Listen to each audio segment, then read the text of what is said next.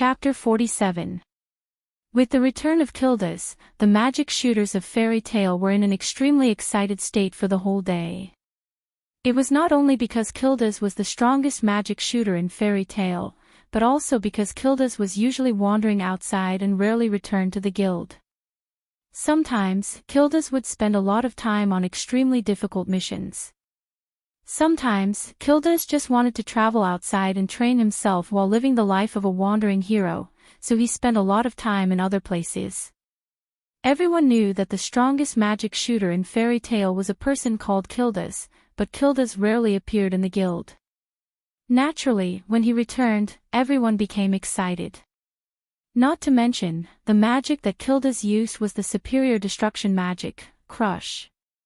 Therefore, even if he was just passing by Magnolia, it would still cause a big commotion. Fortunately, Kildas did not stay in the guild for too long today. After seeing that Makarov was not in the guild, he left a sentence, "I'll come back tomorrow," and left directly. Following Kildas's departure, the guild gradually returned to its original state. However, the guild was still in an excited state, which made the children of Noah's generation who were not familiar with Kildas very curious. "That guy is the most powerful sorcerer in Fairy Tale. If I beat him, I'll be the strongest, right?" The hot-blooded Naz spat out flames and rushed out of the guild after saying this. Idiot! Gray, who joined Fairy Tale only a few years later than Katrina, was also not familiar with Kildas, but he had more or less heard of Kildas's rumors. He sneered at Naz and sat on the side, chatting with others. He even took off his clothes. Kildas. Alusha pondered for a while and then walked out of the guild with a determined expression. She must have been stimulated by Kildas and decided to use him as a target to strengthen her training. A man among men. Elfman mumbled. Elfman muttered these words with a longing look in his eyes. It seemed that he had taken Kildas as his idol. Katrina stared blankly at the direction Kildas left and did not say anything for a long time. "I don't know why everyone is so excited about such a big uncle." This was Myra's vicious and disdainful comment. "He's quite manly, but very sloppy. Are all boys like that when they grow up?"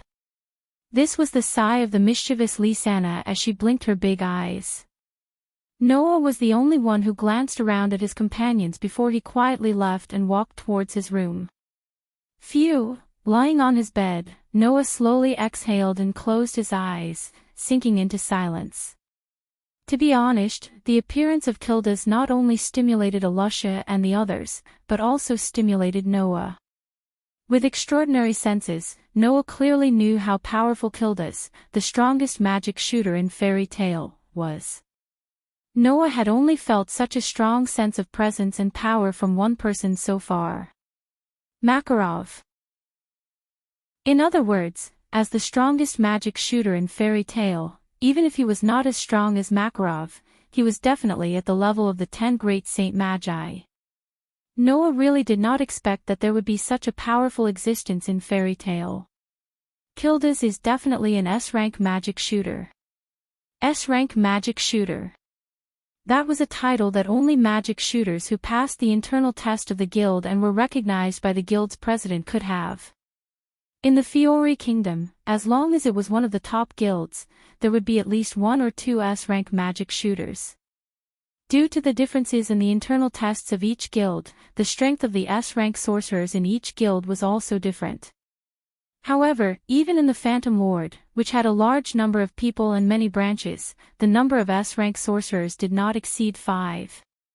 Fairy Tale's S-rank magic shooters test was notoriously difficult. Until now, Noah had only heard of S-rank magic shooters in the guild, but had never seen one. Today, Kilda's appearance made Noah certain that he was definitely an S-rank magic shooter in Fairy Tale. "Grandpa always forbade me from going to the 2nd floor, saying that there were extremely difficult missions that only magic shooters who were recognized by him could take on. In the past, I did not know what level I had to be considered as being recognized by Grandpa. Could it be that I have to be at Kilda's level?" Noah sighed. "Looks like I'm still far from it." Noah did not know that his thoughts were preconceived. The second floor of the fairy's tale was only accessible to S-rank magic shooters in the guild, and only S-rank magic shooters could accept quests from inside the fairy's tale. The S-rank magic shooters in Fairy Tale were very high, but how could it be so high that only people who had reached the level of the 10 great saints could become one? Kildas had undoubtedly reached the level of the 10 great saints, so it was natural for him to become an S-rank magic shooter. Noah equating Kildas, a 10 great saints, with an S-rank magic shooter was somewhat wrong. However, this did not hinder Noah's next decision. Reaching out, Noah looked at his palm that was facing the ceiling and clenched it tightly. The problem of magic has to be solved as soon as possible. With that said, Noah couldn't help but have an idea in his mind, and it got out of hand. At this moment, there was a light knock on the door, and Lysana's little head poked in. Seeing Noah lying on the bed and staring blankly at the ceiling, she faintly sighed. "Big brother Noah, why did you suddenly leave? You made me look for you for so long. What's wrong? Are you hungry?" Noah did not even turn his head as he casually replied. "Sorry, Lysana, I can't eat with you today. I'm thinking about some things. You can eat with Mira and the others. It's morning now, and I've already eaten breakfast. I won't be hungry so soon." Lysana walked over angrily and slapped away Noah's clenched fist that was facing the ceiling. She then put her hands on her waist. "Big brother Noah, I find that you're getting more and more annoying." "Huh?" Noah looked at her with a puzzled expression. "I don't think I've done anything to annoy you, right?" "You have. You have." Lysana's eyes were starting to moisten. "Big brother Noah, do you not like me anymore? Where did this come from?" Noah hurriedly got up and looked at Lysana, who was about to cry at any time. He felt a headache coming on. "Lysana, don't cry. As long as you don't cry, I'll do anything." "Really?" Lysana secretly glanced at Noah with teary eyes, her eyeballs rolling. Then close your eyes." Noah immediately closed his eyes. The next moment, an extremely soft touch covered Noah's lips, causing him to frown slightly. However, he did not suspect anything and continued to close his eyes. After a while, the soft touch disappeared and Noah heard Lysana's laughter. When he opened his eyes, he saw her blushing face, but she looked extremely happy. "I'm even with big sister Mira." After saying that, Lysana skipped out of Noah's room. Noah scratched his face. What's going on? Chapter 48. The next day, it was the second day after Kilda's return to Fairy's Tale. Noah got out of bed, put on the clothes that Lysana had chosen, and went to the bar on the first floor of the guild with Lysana. Lysana wanted to hide behind Noah as soon as she went downstairs.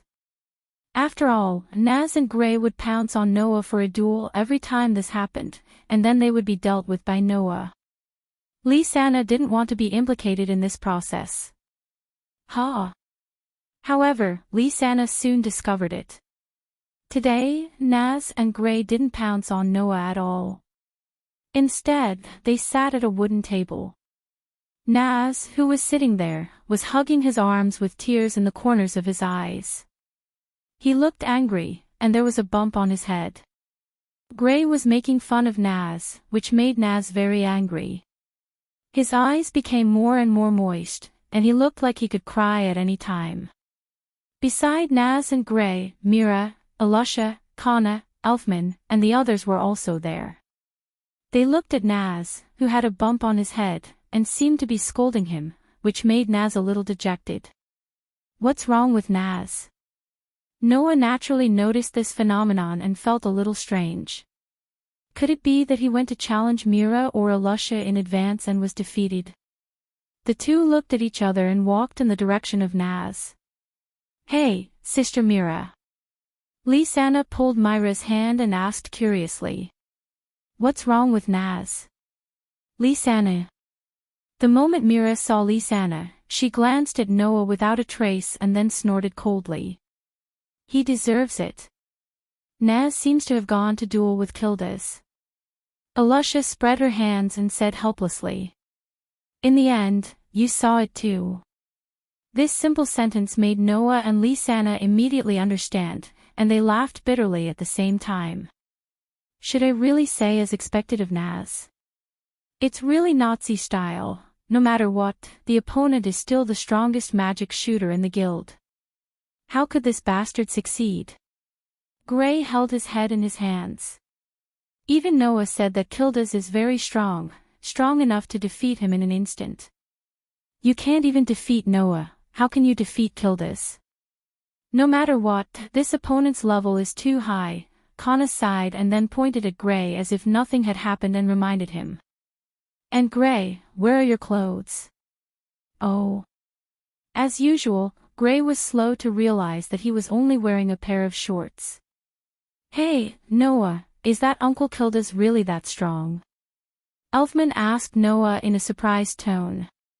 Strong enough to defeat you in an instant? Everyone present turned their eyes to Noah, and their eyes were filled with the same surprise as Elfman's. At the same time, they were full of doubts. It couldn't be helped.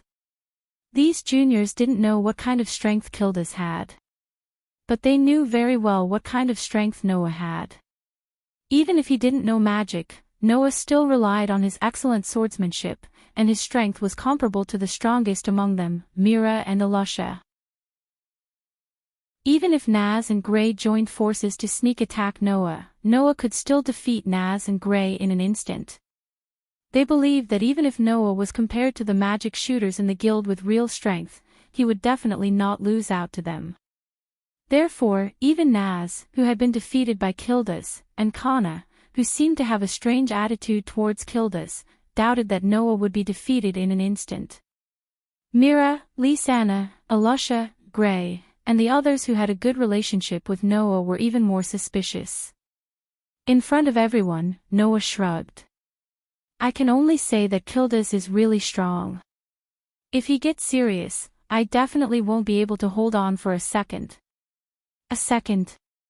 Everyone's eyes widened to the maximum at the same time. At this moment, a voice sounded from the side. Yo! You're still so energetic today. Hearing this voice, before anyone could react, Naz had already jumped up. Kildas. Kildas, who had not changed his attire at all, had a sloppy face full of stubble. He greeted the surrounding guild members while walking towards the group of children. Seeing Kildas walking towards them, the group of young boys and girls began to feel a little nervous. Only Noah and Naz, one was sizing up Kildas, and the other was shouting excitedly. Kildas! Let's continue our duel. Duel? Kildas touched his head and waved his hand with a look of disgust. Sorry, let's talk about it next time. Okay. Although he said okay, Naz had already moved his body and was ready to rush in the direction of Kildas. Idiot. Gray and Elfman pounced on Naz and held him down, making Naz struggle and shout. Let me go. Let me go. I want to duel with Kildas. You bastard. Kildas was helpless. So impulsive, is he really a young man? Isn't this good? Alusha, who had been sizing up Kildas with a scrutinizing gaze, smiled coldly. Since Naz has so much fighting spirit, it's not bad for you to accompany him, right? No, I just came back not long ago, and I haven't rested enough. Kildas still waved his hand with a perfunctory look. Naz, who only knows how to be straightforward, won't have any advantage in dueling with me, so let's forget about it. Hearing this, everyone nodded one after another. The strength of Kildas was unfathomable. If one wanted to challenge such an existence, one would have to use roundabout tactics and strategies when one's own strength was at a serious disadvantage. Only then could one have a pitiful chance of winning. For someone like Naz who only knew how to charge forward, it was needless to say, no matter how fiercely he charged, he would just be sending himself to death. The pitiful chance of defeating Kildas was directly reduced to zero. Therefore, everyone could understand the meaning of Kilda's words. However, the development of the next moment was beyond everyone's understanding. Then, Noah raised his head and looked at Kildas with a provocative smile. "How about I fight with you, Noah?" Everyone was shocked. Kildas was also stunned. Looking at Noah, the lazy and sloppy expression on his face gradually disappeared and was replaced by the steady smile that he had when he first returned to the guild yesterday. "Then I'll accompany you for a while." Everyone was stunned at first, and then they exclaimed at the same time. Come on, come on." Instead of cheering, voices came from all around, more like joining in the fun. Noah, brother Noah.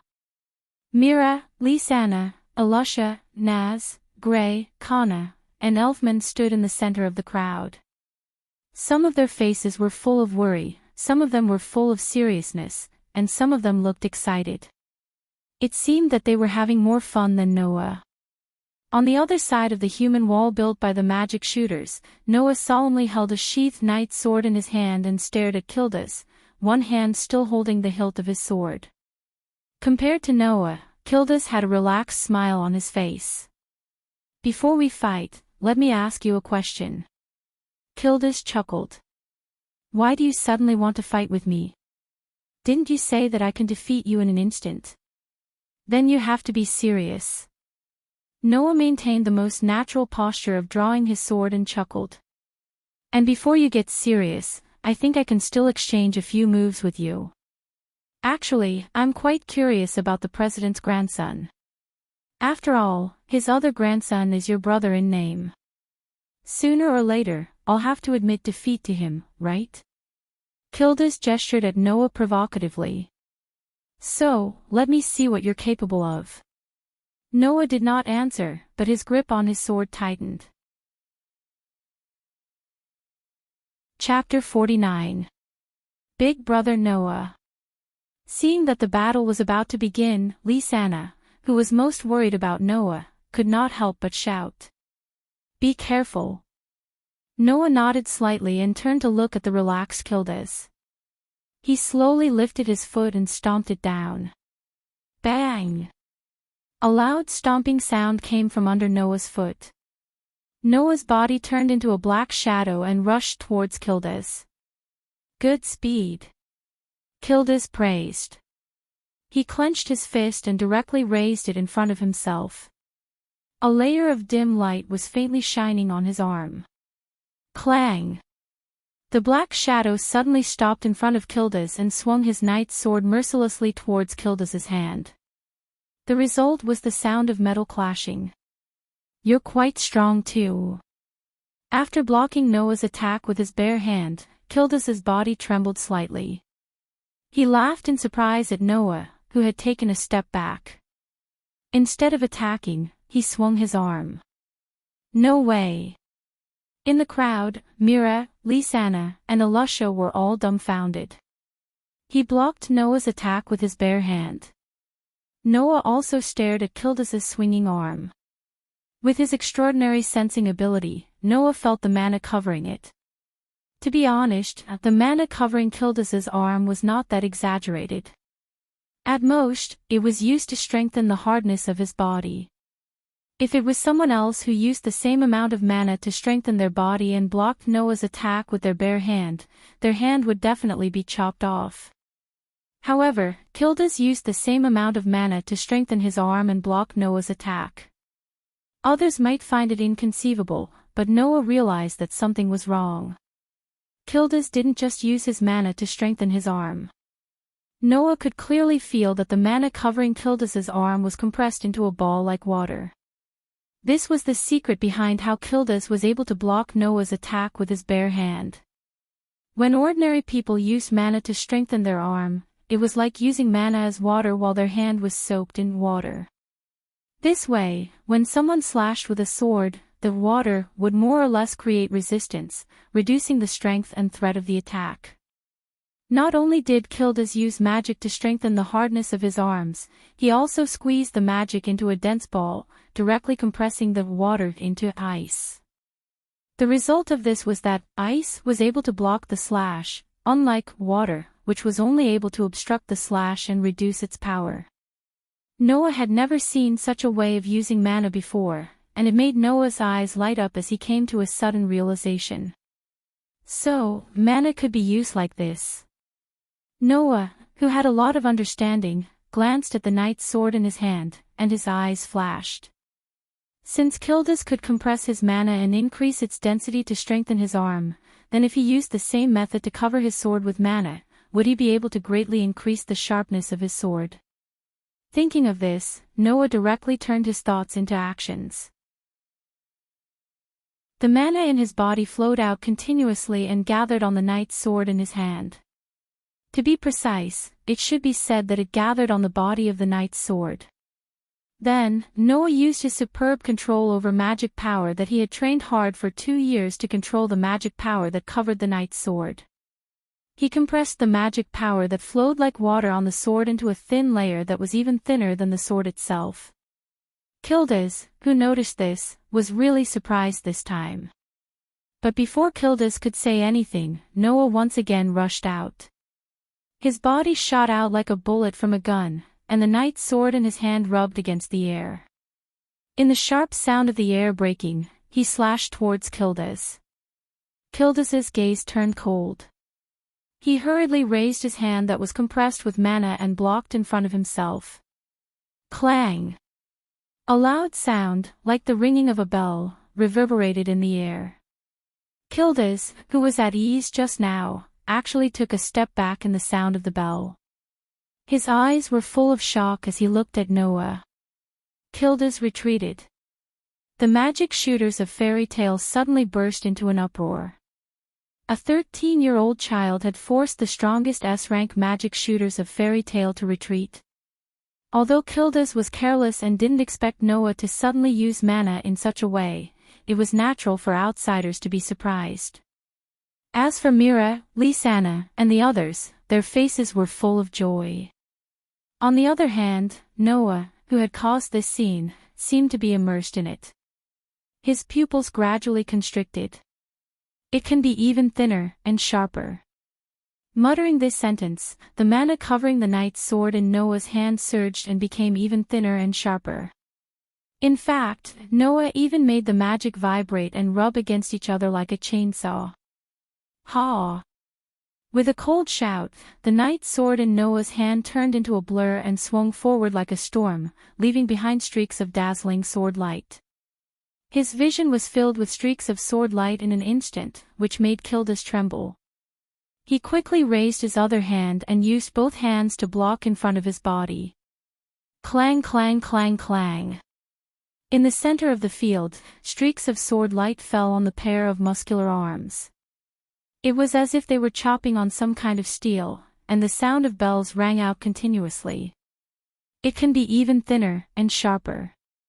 Noah's gaze became sharper and sharper, and the knight's sword in his hand swung even more violently.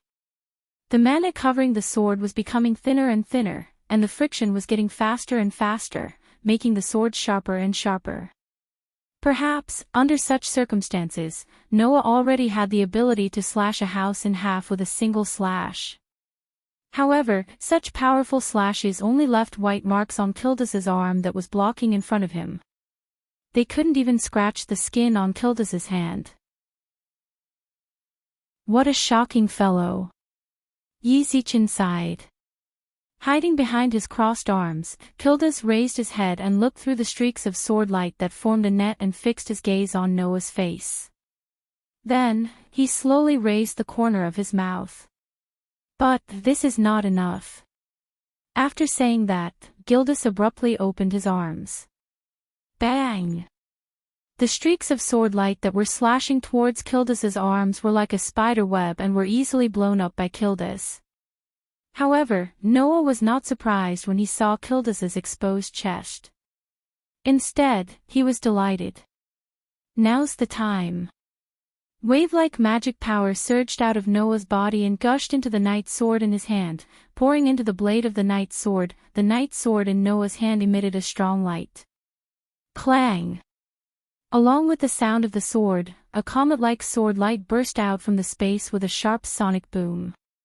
It was like a meteor flashing by, and almost instantly arrived in front of Kildas. Kildas's expression changed and then froze. For the first time since the beginning of the match, he had a serious expression on his face. "You're too naive." Lowering his body slightly, Kildas abruptly stretched out one of his hands and directly clenched it.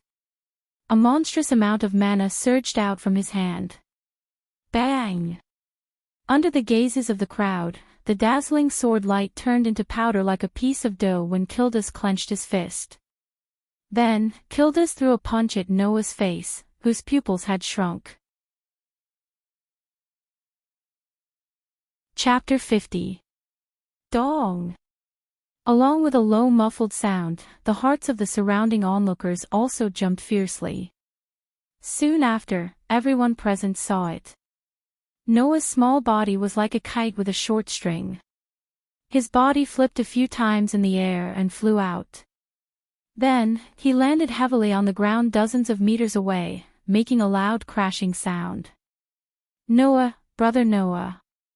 Mira, Lisanna, Alusha, Naz, Gray, Karna, and Elfman all exclaimed in unison as they ran madly towards Noah.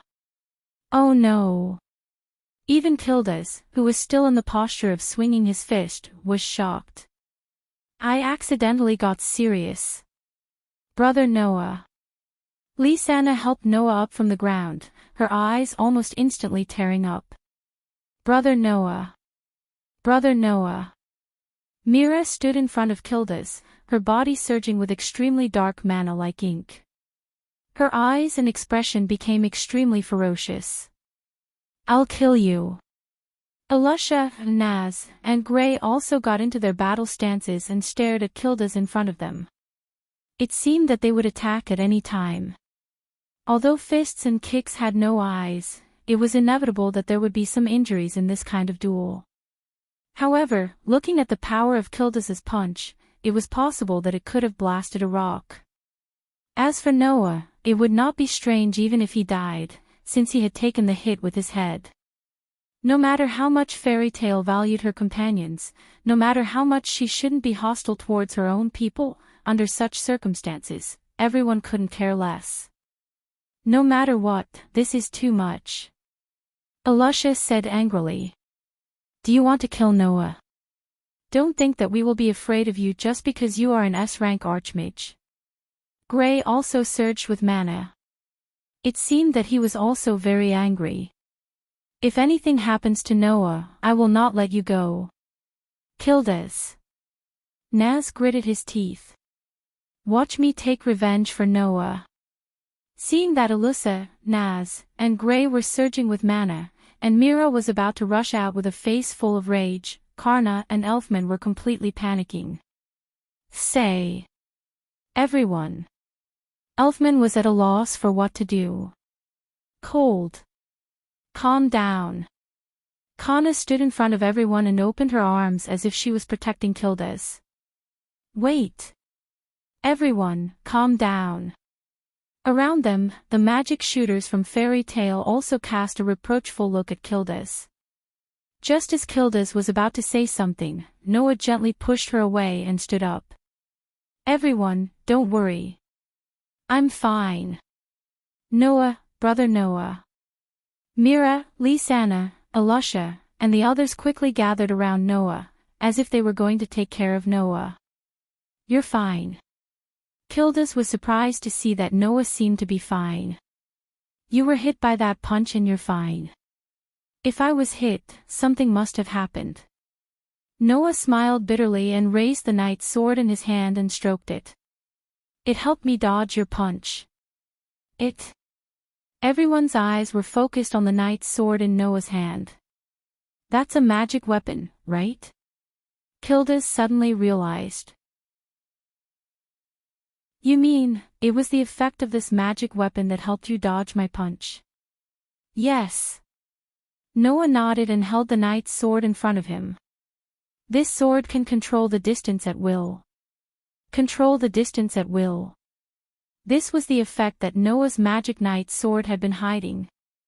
As long as mana was infused into the sword, the wielder could control the distance at will. For example, if the distance was shortened, even if the wielder was some distance away from the opponent, the sword could still reach them.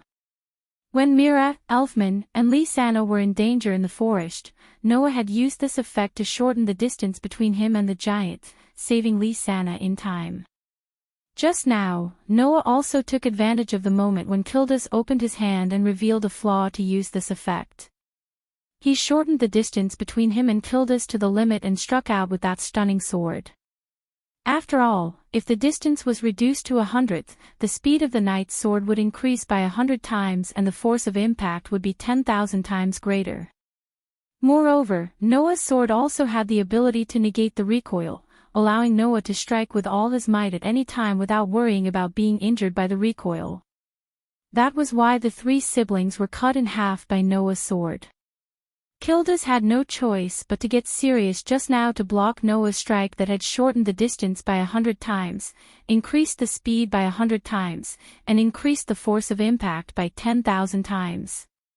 On the other hand, as long as he used the magic knight's sword to extend the distance, he could make the opponent's attack miss and nullify the opponent's attack. Noah had used this effect to nullify Kildas's punch, allowing him to remain unscathed. Of course, Noah's magic knight's sword had its limits. The greater the distance that had to be shortened or extended, the more mana the wielder had to expend. Noah had magic that no one else could match, so this limitation was not a big deal. However, the magic knight's sword had another limitation. The distance it could control was 100 meters. Regardless of whether the distance was shortened or extended, it could only be 100 meters. In other words, if Kilda's attack could reach 100 meters away, Noah would not be able to nullify it. Luckily, Kildas only threw a heavy punch, which could only reach a distance of 2 to 3 meters. Noah was able to use the magic knight's sword to extend the distance and dodge the attack. This sword's magic effect is really rare. Kildas exclaimed and smiled at Noah. Well, it's good that you're fine. Oh right, do you still want to continue? No need. Noah shook his head and looked at Kildas. I only wanted to fight you because I wanted to see your magic. Magic? Everyone, including Kildas, was stunned. Superior grade destruction spell shatter. Noah looked straight into Kildas's eyes. Just now, you used this magic to shatter my slash, didn't you? So you challenged me because you were curious about my magic. Kildas didn't know whether to laugh or cry at first, but then he laughed openly. That's right. My shatter can shatter the atomic bonds of anything it comes in contact with. It can directly break the atomic bonds from the inside. Thus, as long as it's a tangible object, even if it's a mountain or magic, I can shatter it in an instant. Shatter a mountain. Naz, Gray, and Elfman were shocked. It can even shatter magic. Mira, Lysana, Elusha, and Kana were shocked. As expected of a super advanced destructive spell. Noah was more or less astonished, but he was even more certain of his decision. Kildas. Noah's expression became serious as he looked straight at Kildas. Can I learn magic from you? Learn this superior grade destruction spell shatter. Suddenly, all the sounds in the surroundings disappeared in an instant. Mila, Lysana, Elusa, and the others finally understood why Noah had challenged Kildas to a duel just to see Kildas's magic. Noah wanted to learn Kildas' magic. In the domain of destruction, there was almost no other magic that could be compared to this super high-level destruction magic. Learn magic from me. Kildas took in Noah's serious and solemn expression, and a meaningful look appeared in his eyes. President, did he agree? Noah was silent. Chapter 51. In fact, from the beginning, Noah was very hesitant about whether he should learn magic from Kildas. Noah was not very clear about the power of the superior level destruction spell, Crush. However, from the fact that Kildas, who was definitely a 10 saint, was unable to fully control Crush and repeatedly broke things, causing Magnolia to have to modify because of it, one could roughly see the power of Crush. As for Noah, he was born with a powerful magic that others could not match. Once he learned magic, his strength would increase by leaps and bounds. With such a foundation and learning a superior level destruction spell like Crush, it was easy to imagine how strong Noah's final strength would be. However, this was where the problem lay. Even Kildas was unable to properly control Crush. Once Noah learned Crush, what kind of consequences would it cause? Originally, Noah's magic was abnormally powerful.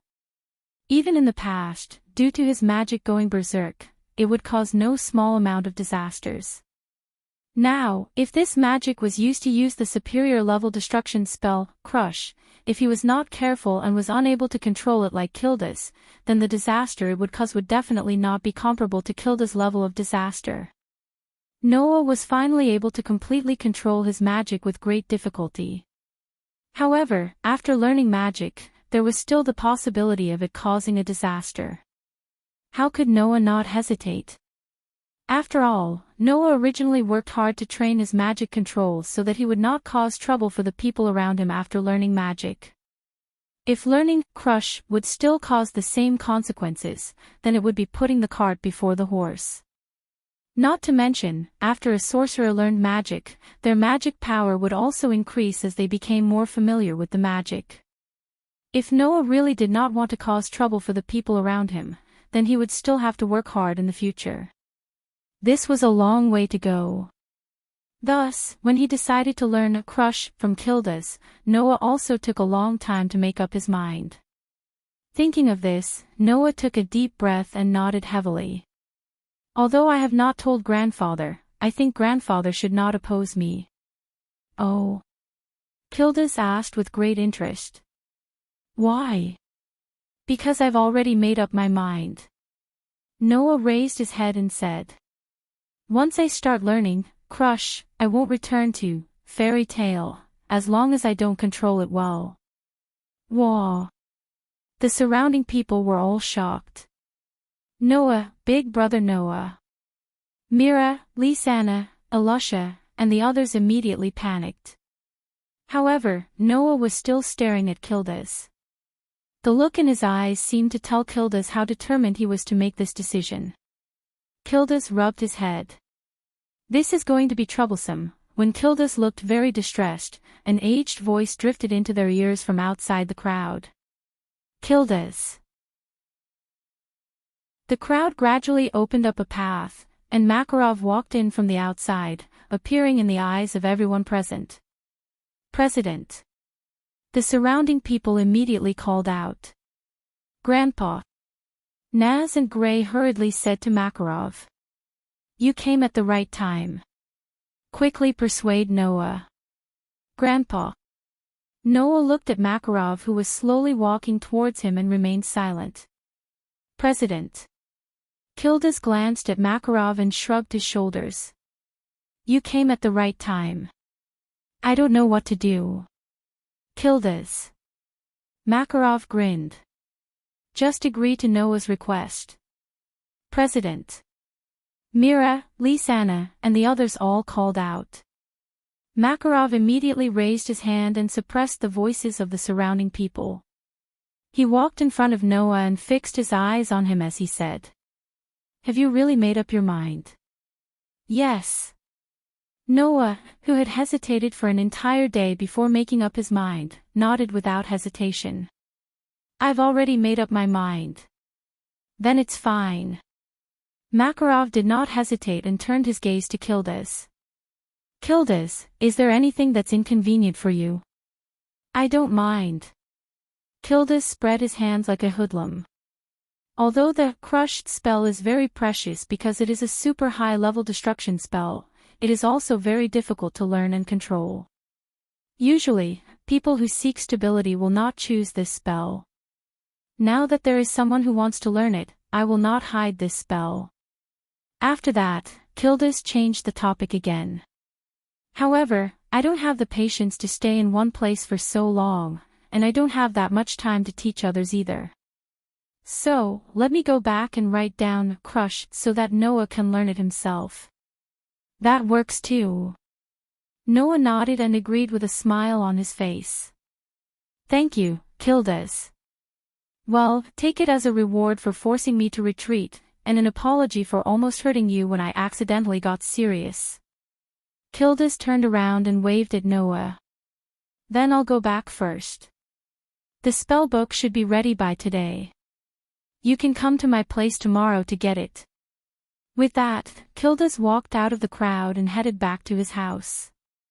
Just like that, a storm that was neither too big nor too small was settled. Noah, have you really made up your mind? As soon as he returned to Fairy Tale, Gray couldn't wait to ask the question. You won't return to Fairy Tale before you learn how to control magic.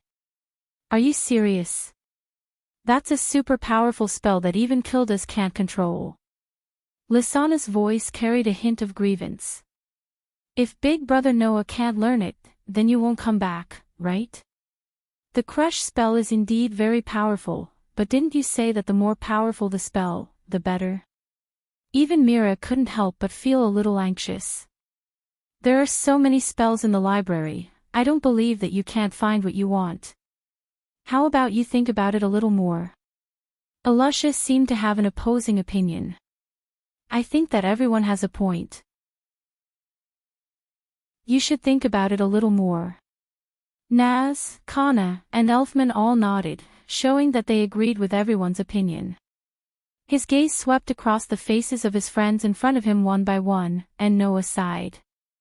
I say, can't you have a little more confidence in me? What Kildas can't do you think that I can't do it?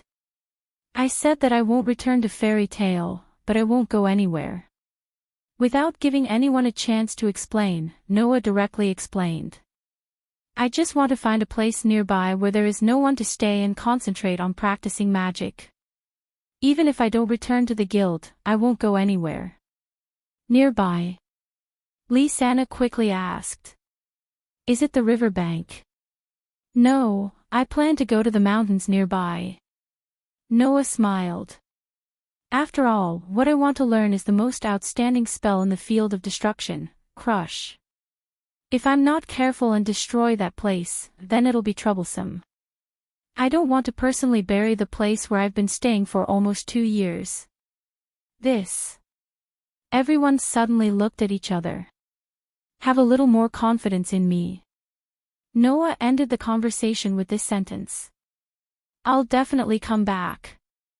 Seeing that Noah wasn't going to change his mind, everyone had nothing to say and could only helplessly nod. The next day.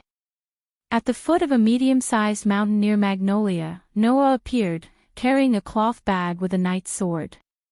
Looking up, Noah looked at the medium-sized mountain in front of him and raised his hand. Looking closely, in Noah's hand, there was a pile of paper full of words lying on top of it. Noah slightly raised the corner of his mouth and walked towards the mountain in front of him. Chapter 52. Magnolia, Fairy Tale. Pushing open the doors of the guild, Mira, Elfman, and Lisa walked in and greeted their companions in the guild. Good morning, everyone. Good morning. The elders of the guild also greeted him casually. Following which, they continued to chat and joke around. It's a little late today. Alyssa, who was sitting at a wooden table and eating a strawberry cake, said in boredom. Usually, you guys would be here by now. It's all because of Elfman. Mira glared at Elfman with a dissatisfied expression. If Elfman hadn't spilled our breakfast, we would have been here long ago. Ugh. Elfman lowered his head. Undoubtedly, he was so big, but he acted as if he was bullied. I just wanted to eat my breakfast quickly. Luckily, it's just breakfast. It'll be fine after a simple meal. Lisanna tilted her head and smiled cutely. But if big sis Mira didn't see that there wasn't much time left and decided to cook, I would have been even later. Mira can cook. Alusha seemed to be shocked and stood up in surprise. Mira can cook. Are you trying to pick a fight? You stubborn woman. Mira laughed sinisterly. I couldn't find a chance to teach you a lesson. Today, I'll beat you to the ground. I'm the one who made you cry. Alusha glared back. I've tolerated you for a long time. Today, I'll teach you a lesson. After saying that, the two of them immediately stood up aggressively. They even bumped their heads together, causing Lisanna to sigh and complain. What do you mean you couldn't find a chance and tolerated me for a long time? Don't you guys fight every day? Are they fighting every day? Kana rubbed her forehead and looked into the distance. It's the same over there. As soon as Kana finished her words, a series of crackling sounds could be heard. You stepped on me. Hang your eyes. You're blocking my way. Lower your eyes. Naz's and Gray's heads collided fiercely as they glared at each other. They looked like they were about to fight at any time. It was simply a replica of Mira and Alusha. Hey, can't you guys grow up a little? Kana said in a bad mood. If you quarrel and bicker every day, people will think that you have not grown up. It's time for you to be more mature, like Noah. Halfway through her sentence, Kana's voice gradually became softer. When she mentioned the last name, her voice directly disappeared. Noah, Naz and Gray, who originally looked like they could fight at any time, had their expressions sunk at the same time. They didn't say anything. The sinister atmosphere around Mira and Alusha also disappeared. They both snorted and turned their heads away, not saying a word. Big brother Noah. Lisanna's expression was a little depressed as she forced a smile. I almost forgot that big brother Noah isn't in the guild. I was just thinking if I should go and wake him up. No one answered. Everyone was silent, causing the surrounding atmosphere to become more or less heavy. That guy, Mira bit her lips and said in a slightly resentful tone. He decided that kind of thing on his own. He didn't even think about how the people on our side would feel. Well, big sister Mira, don't blame big brother Noah. Lisanna collected her emotions and hugged Myra's arm. After all, big brother Noah is only nearby. We can go and see him at any time. That's what he said. Alusha asked. Do any of you know where Noah went to train? Yesterday, he said he was going to a nearby mountain. Gray said in a casual tone as he casually took off his clothes. But he didn't say which mountain it was. Doesn't that mean we can't find him? Mira frowned and looked in the direction of the bar. Guild Master, do you know where Noah is? Who knows? Makarov, who was drinking at the bar, was the least concerned about it. He said weakly. Anyway, he'll be back when it's time. Until then, let's take our time. Before Makarov could finish his sentence, something happened that ruthlessly interrupted him. Boom! An earth-shattering sound suddenly reverberated throughout the sky of Magnolia, turning into an echo that reverberated throughout the fairy tale guild. Ah! Many girls in the guild screamed, and the others all cried out in alarm. What's wrong? Mira, Lisanna, and Alusha all stood up abruptly. What's going on? This mana. Makarov, who was sitting leisurely at the bar, also stood up. His lazy expression instantly turned serious as he ran out.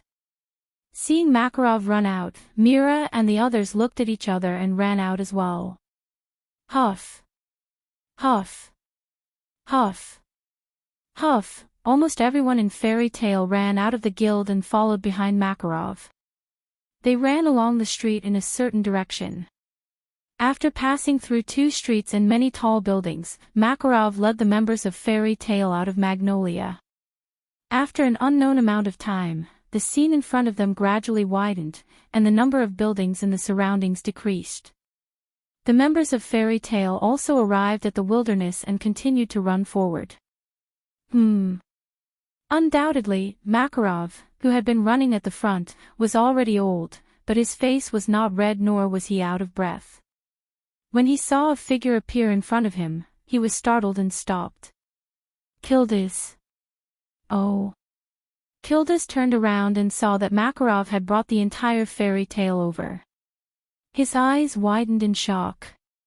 Why are you all here? How could we not come with such a big commotion? Mira replied bluntly.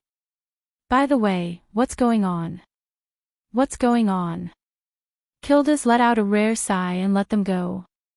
Why don't you see for yourself? As Kildas moved aside, the members of Fairy Tale subconsciously gathered their gazes in front of them. The sound of something falling to the ground could be heard. However, no one cared about what it was that had fallen to the ground. Everyone present, including Makarov, was stunned on the spot. Their faces were full of shock. This was because in front of them, there was a pile of rubble. Of course, if it was just a pile of rubble, they would not be in such a state. The problem was that if everyone remembered correctly, the location of the pile of rubble should have been a mountain. But now, the mountain was gone. No. It should not be said that the mountain was gone. It should be said that the mountain was broken. That pile of rubble was the original mountain. What? What's going on? Lisanna asked in a daze. Where's the mountain? No one answered Lisanna's question. Obviously, no one was able to recover from their shock. Cough, cough, cough. At this moment, a light cough could be heard. At the top of the pile of rubble, a hand came out and pushed away all the rubble. Then, a head popped out and coughed non-stop. Damn it. It's hard to control. Seeing the person coming out from the top of the pile of rubble, everyone was stunned. Noah. Noah looked at the dumbfounded crowd and his expression became awkward. I didn't do it on purpose. For a moment, no one could speak. Chapter 53. While the number of mountains around Magnolia couldn't be considered many, they definitely weren't few either. If they were connected into a mountain range, they would be able to encircle Magnolia 20 to 30 times. However, even so, the sudden disappearance of a mountain still attracted the attention of many townsfolk. That was why Villa Magnolia was even noisier than usual these past 2 days. Almost everywhere, one could hear people talking about the disappearance of a mountain. They were so excited about it that it was reduced to idle chatter after meals. While everyone in Magnolia was talking about this matter, the culprit behind it all appeared in the wilderness not far from Magnolia. Noah stood in the open field with his eyes closed, motionless, like a statue, fixed in place. Not far away, Mira and Lisanna, who had been here for quite some time, were quietly watching this scene.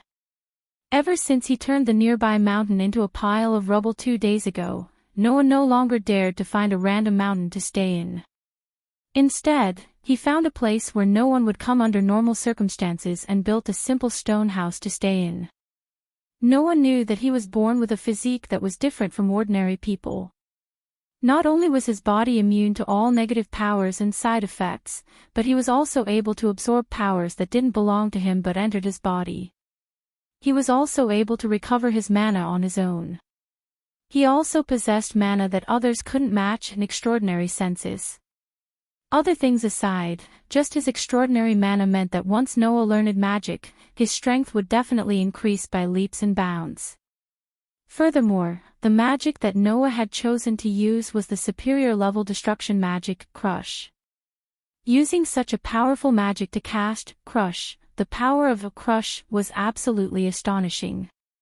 Undoubtedly, Noah knew that he had miscalculated. In the end, Noah still underestimated himself. He really didn't think that he would be able to turn an entire mountain into rubble after learning Crush for less than a day. If he had known that this would happen, Noah definitely wouldn't have chosen to stay in a mountain.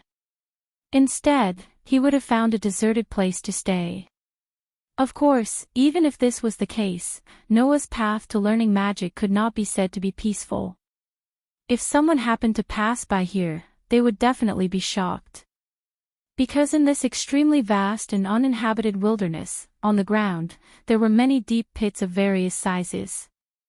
The large ones were at least 200 to 300 meters in diameter, while the small ones were at least 40 to 50 meters in diameter. It was as if they were directly hit by a continuous stream of meteorites. It was extremely shocking. These deep craters were the result of Noah's practice of crush over the past 2 days, or when he was unable to control crush. It was also because of these craters that Mira and Lisanna, who understood that Noah, who had learned crush, would not be able to hide from them, were able to easily find him. Looking at Noah standing there motionless, Lisanna was a little confused. What is Big Brother Noah doing? This. Mira pondered for a moment before replying. If I'm not wrong, that guy should be familiarizing himself with the sensation of crush, right? The sensation of crush? Lisanna was even more confused, her face full of confusion. When people clench their fists and exert strength, isn't it very easy to feel that their clenched fists are filled with strength? Mira explained. It's the same for magic. If magic is compared to strength, when a sorcerer uses magic, they will definitely be able to feel their magic converging in some way. Noah is now familiarizing himself with the sensation of activating magic. What's the point of doing this? Lisanna blinked. Isn't it fine as long as he can use magic? Why does he have to familiarize himself with the sensation of activating magic? Of course, other people wouldn't do this for nothing, but Noah does, Mira said gloatingly. I think he must want to familiarize himself with the sensation of activating magic. That way, even if he can't control it, he can react in time and make a response.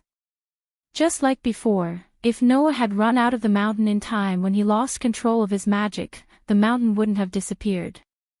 Well, but this is also good for him. Mira crossed her arms in front of her chest. As long as he can familiarize himself with the sensation of activating magic and grasp that moment, it will be helpful to his cultivation of controlling magic. Is that so? Lisanna muttered, her voice full of hesitation. I originally wanted to see Big Brother Noah, but now he's working hard on his cultivation. What should I do? What do you mean, what should we do? Can't we just go directly? Mira didn't have as many concerns as Lisanna and walked directly in the direction of Noah. Wait, big sister Mira. Really? Lisanna hurriedly followed. In front of her, Noah closed his eyes and stood quietly. Within Noah's body, magic flowed methodically under Noah's control and slowly grew stronger. Feeling the magic power in his body, Noah nodded inwardly. Recalling how to use crush, he immediately wanted to use it. At this moment, the sound of Mira and Lisanna's footsteps entered Noah's ears. He was about to cast a spell when he heard them. It was also at this moment that the magic in Noah's body began to flow faster. In a short moment, it was like a wild horse that had broken free of its reins and flowed according to the method of activating the magic that Noah was about to use. Not good. Noah was alarmed. This was the precursor to the activation of crush. Sensing this, Noah hurriedly turned his head and shouted at Mira and Lisanna. Don't come over. Mira and Lisanna both froze at the same time and reflexively stopped in their tracks.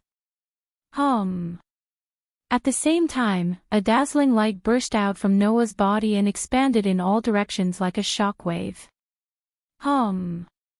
Seeing the shockwave of light rush towards them, Mira and Lisanna turned pale with fright.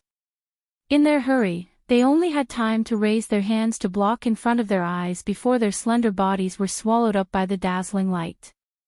Boom! A huge sound suddenly rang out. That was the sound of the ground being covered by the light from Noah's body turning into a pile of rubble that was neither too big nor too small, creating a deep crater. After a while, the light dissipated. Standing in the crater, Noah's heartbeat suddenly sped up. Could it be that Mira and Lisanna had been? What's going on? That gave me a fright. Fortunately, the nightmare that he had imagined did not come. Mira and Lisanna were still standing in the same place. Although there was shock on their faces, they were not injured, nor were they missing an arm or a leg. Mira. Lisanna. Only then did Noah put down the huge rock in his heart. But when he thought of the worst-case scenario, his face immediately tensed up. However, before Noah could reprimand the two of them, something unexpected happened. Rip! With a tearing sound, pieces of cloth of different colors flew off from Mira and Lisanna's bodies. Those were Mira and Lisanna's clothes. In the next moment, two equally tender, fair, and charming bodies were exposed to the sunlight without any obstruction. They were also exposed to Noah's eyes, becoming a beautiful scene that Noah would never forget for the rest of his life. Looking at the two charming and tender bodies in front of him, Noah's eyes widened, and his mouth slowly opened wide. Mira and Lisanna felt a chill run down their spines. They lowered their heads and looked at their own bodies. When that familiar fair and delicate figure entered their field of vision, the two girls' minds went blank and their faces flushed red in a second. Ah! A few seconds later, two screams resounded above the crater-filled field for a long time. Chapter 54. Ha! Bang! A ferocious roar and a muffled sound that was loud enough to turn into an echo reverberated in the wilderness that was filled with craters. At the same time, in one of the craters of different sizes, a burst of thick smoke and dust filled the air like an explosion. A figure flew out of the thick smoke and dust. After flying for more than 10 meters, he stopped and stood firmly on the ground, but his figure was in a rather sorry state. It was only natural that he looked wretched. If one had to describe his current situation, it would be that he was being hunted down. Moreover, it was the kind that couldn't fight back. Under such circumstances, the one who attacked him was an opponent whose strength was far inferior to his. How could Noah not be in a difficult situation? When the smoke and dust dispersed, the scene in the crater was exposed to the air. There, Mira had one hand in front of her chest, blocking a part of her fair and tender body, but it was only able to block her chest. Her other hand had completely transformed into a malevolent demonic arm, surging with a dark aura, showing Mira's angry and bashful expression. Behind her, Lisanna was squatting on the ground. Her body was curled up into a ball, completely protecting her tender body. There were tears at the corners of her eyes, as if she had been bullied. Noah felt a sense of guilt rise in his heart. Seeing that Mira was about to charge over again, Noah hurriedly shouted, "Wait! Wait! What? What are you doing? Are you trying to kill me? So, do you want to leave behind your last words?" Mira's cheeks maintained a bright red state. Her eyes were also a little moist, but she forced herself to put on a fierce expression. In the end, it made Mira appear as though she had been wronged, causing Noah's heart to involuntarily tremble. His gaze involuntarily once again drifted to Mira's delicate body that was tinged with red. "You're still looking." Mira's hands tightened in front of her chest. Her expression was one of extreme shame and anger. "Do you really want to die?" I didn't mean that." Noah hurriedly turned his head away. Just as he was about to say something, he heard Mira say this. "I only have one question for you." Mira bit her lips and her voice began to soften. You saw it, right?" Noah's body immediately stiffened. He couldn't help but recall the beautiful scene he had just seen. From a certain perspective, it was absolutely unforgettable.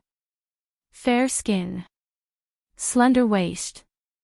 beautiful curves, tender body, and the large breasts that had just begun to develop and the heart-trembling little red. Noah, who had never had such an experience before, blushed as expected. His eyes were filled with turbulent emotions, causing tears to well up in Myra's eyes. You really did see it all. No. Wait. Noah could only be at a loss. His mind was in a mess as he tried to defend himself, but in fact, it was just nonsense. In the end, it's not my fault. You were the ones who approached it without permission. I don't want to see that kind of thing. You don't want to see something like that. Myra's face, which was still filled with shyness a second ago, immediately darkened. The shyness in her heart had all turned into anger. Since that's the case, then go to hell. Wait. Looking at the scene of Mira raising her hand that had turned into a demonic arm and rushing towards him, Noah could only dodge in a panic. However, in a situation where he was in the wrong and couldn't fight back, and Noah and Myra's strength were similar, Noah was undoubtedly at an absolute disadvantage. He could only be described as pathetic when he tried to dodge. Fortunately, Myra's seemingly violent attacks didn't seem to carry much killing intent. She was just waving her hands randomly. Although she forced Noah into a sorry state, it didn't pose much of a threat. However, for Noah, the process was rather torturous. It wasn't that Noah was afraid of being attacked by Mira. It was just that Mira was completely naked, and even the slightest movement would reveal a lot of her fair skin. Not to mention, Mira was only using one hand to block in front of Noah. Her actions were frantic as she chased after Noah. Basically, she was continuously taking advantage of him.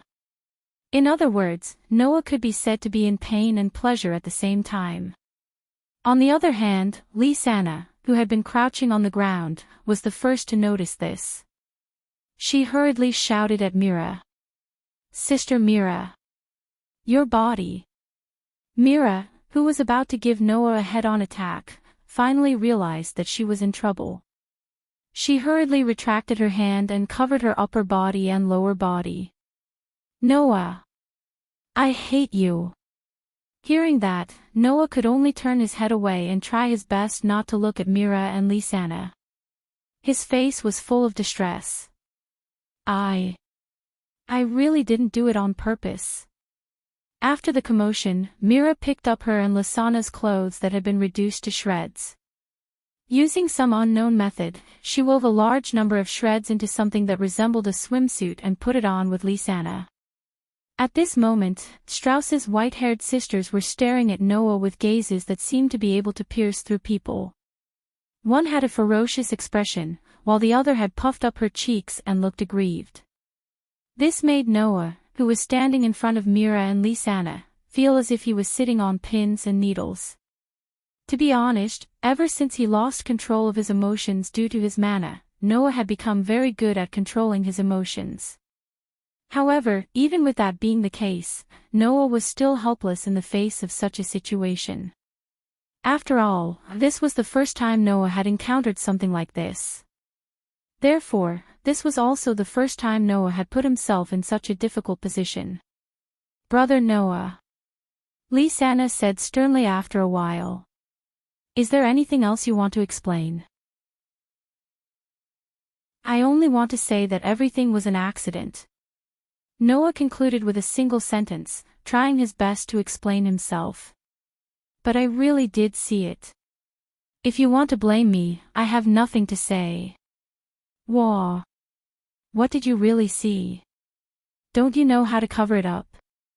Mira felt embarrassed and grimaced.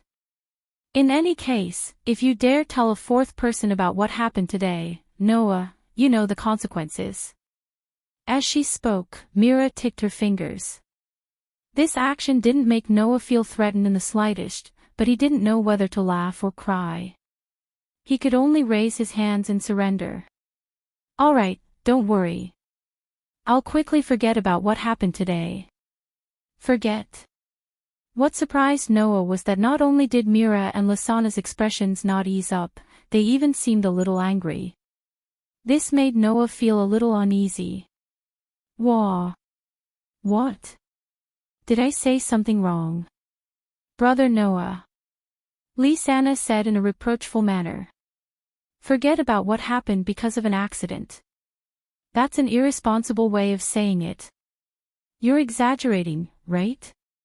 Noah laughed awkwardly. Humph. Mira snorted coldly and turned her head away. She looked even angrier than when Noah had seen her naked body. This made Noah feel very conflicted. Can't I forget? Girls are really hard to please. Lysana took advantage of this time to sneak to Noah's side and whisper something that almost made Noah fall over. If that's the case, Brother Noah, you'll have to make me your bride in the future. Bride? Noah raised his voice to the point where it could be heard as an echo. New bride. When Mira heard Noah call her that, she was stunned for a moment before her entire face turned fiery red. She stuttered. Wah. What bride? You just want to see my naked body and you want me to be your bride? You. Don't be too naive. I won't be fooled. Looking at Myra's stuttering and flustered appearance, Noah could only smile bitterly. Lysana, on the other hand, laughed mischievously and continued to whisper in Noah's ear. You can't forget what I said, brother. Noah. Brother. This sentence made the bitter smile on Noah's face become even more pronounced. Chapter 55. Like the surface of the moon, Noah quietly stood in the wilderness with his eyes closed. Like a stone statue, he did not move. Whing. At a certain moment, Noah's body suddenly trembled. Traces of magic rose from every part of his body like leaking air, turning into a stream of air that gradually grew stronger. A trace of redness appeared on Noah's face. His body also tensed up. Both his fists were tightly clenched, as if he was enduring something. Even though his body was constantly trembling, he did not open his eyes and endured. Until 10 minutes later, the magic leaking from Noah's body had completely turned into a turbulent flow, wrapping around Noah's body, causing the air around Noah to tremble. Just like that, after another 10 minutes, Noah finally couldn't control the mana that was surging in his body, causing it to expand out of his body like a storm. Dong! Amidst a loud sound, the violent impact blew out in all directions with Noah as the center. It swept through the surrounding wisps of air and every inch of the land.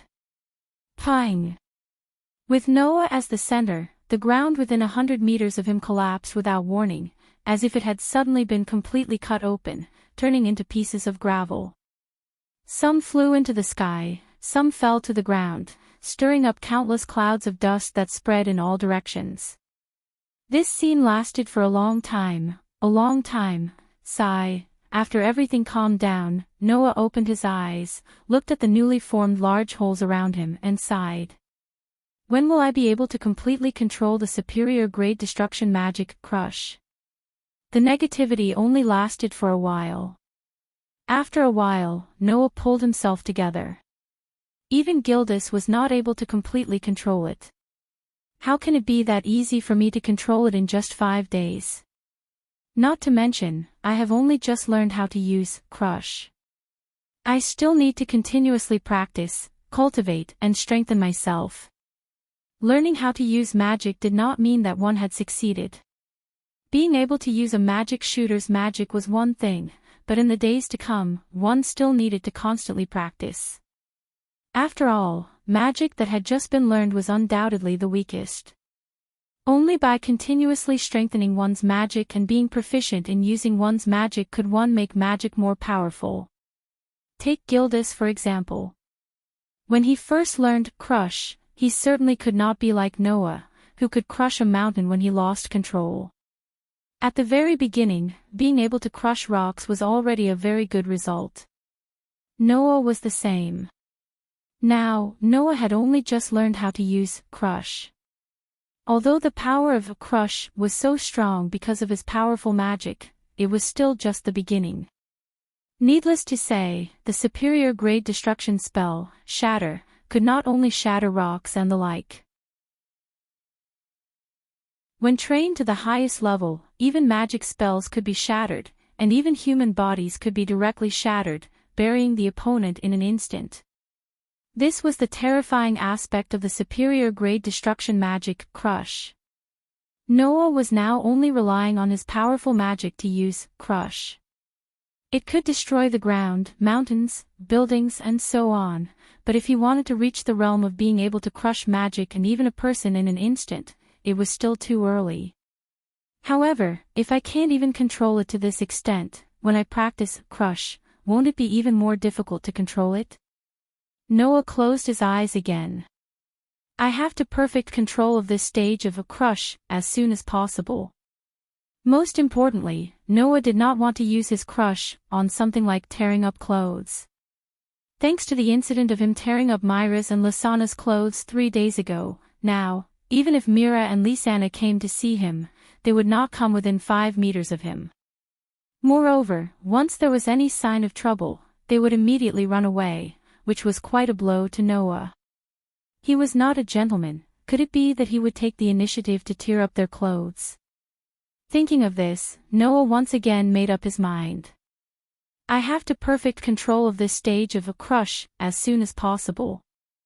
However, just as he finished speaking, not far away, a wave of chaotic shouts rang out. Noah! Noah opened his eyes, turned his head, and looked in the direction of the sound. He saw Mira, Lisanna, Alusha, Naz, Gray and the rest running in his direction.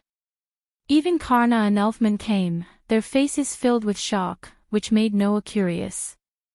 What was going on? The madly running companions originally wanted to gather around Noah, but Mira and Lisanna stopped precisely when they were 5 meters away from Noah, and hurriedly stopped everyone. Wait! Don't go near Noah. Ha! The group of companions all stopped in their tracks, looking at Mira and Lisanna with puzzled expressions. It's too dangerous. Mira said directly, and shot a disdainful glance at Noah. This person hasn't completely learned how to control Crush, it's too dangerous to go near him. The group of companions suddenly understood. Of course, they only thought that Mira was only referring to the danger that Noah's Crush would put them in, but they did not know that the danger Mira was referring to was not them, but the clothes on their bodies. Obviously, Mira had completely treated Noah's Crush as a magic used to tear up clothes. Regarding this, Noah did not have any room to explain, and could only ask the group with a puzzled mood. What are you all in such a hurry for? Right. Right. Gray remembered the reason for his visit. Listen to me, Noah, something big has happened. Right. Naz and Elfman both jumped up and down, looking especially agitated. Laxes.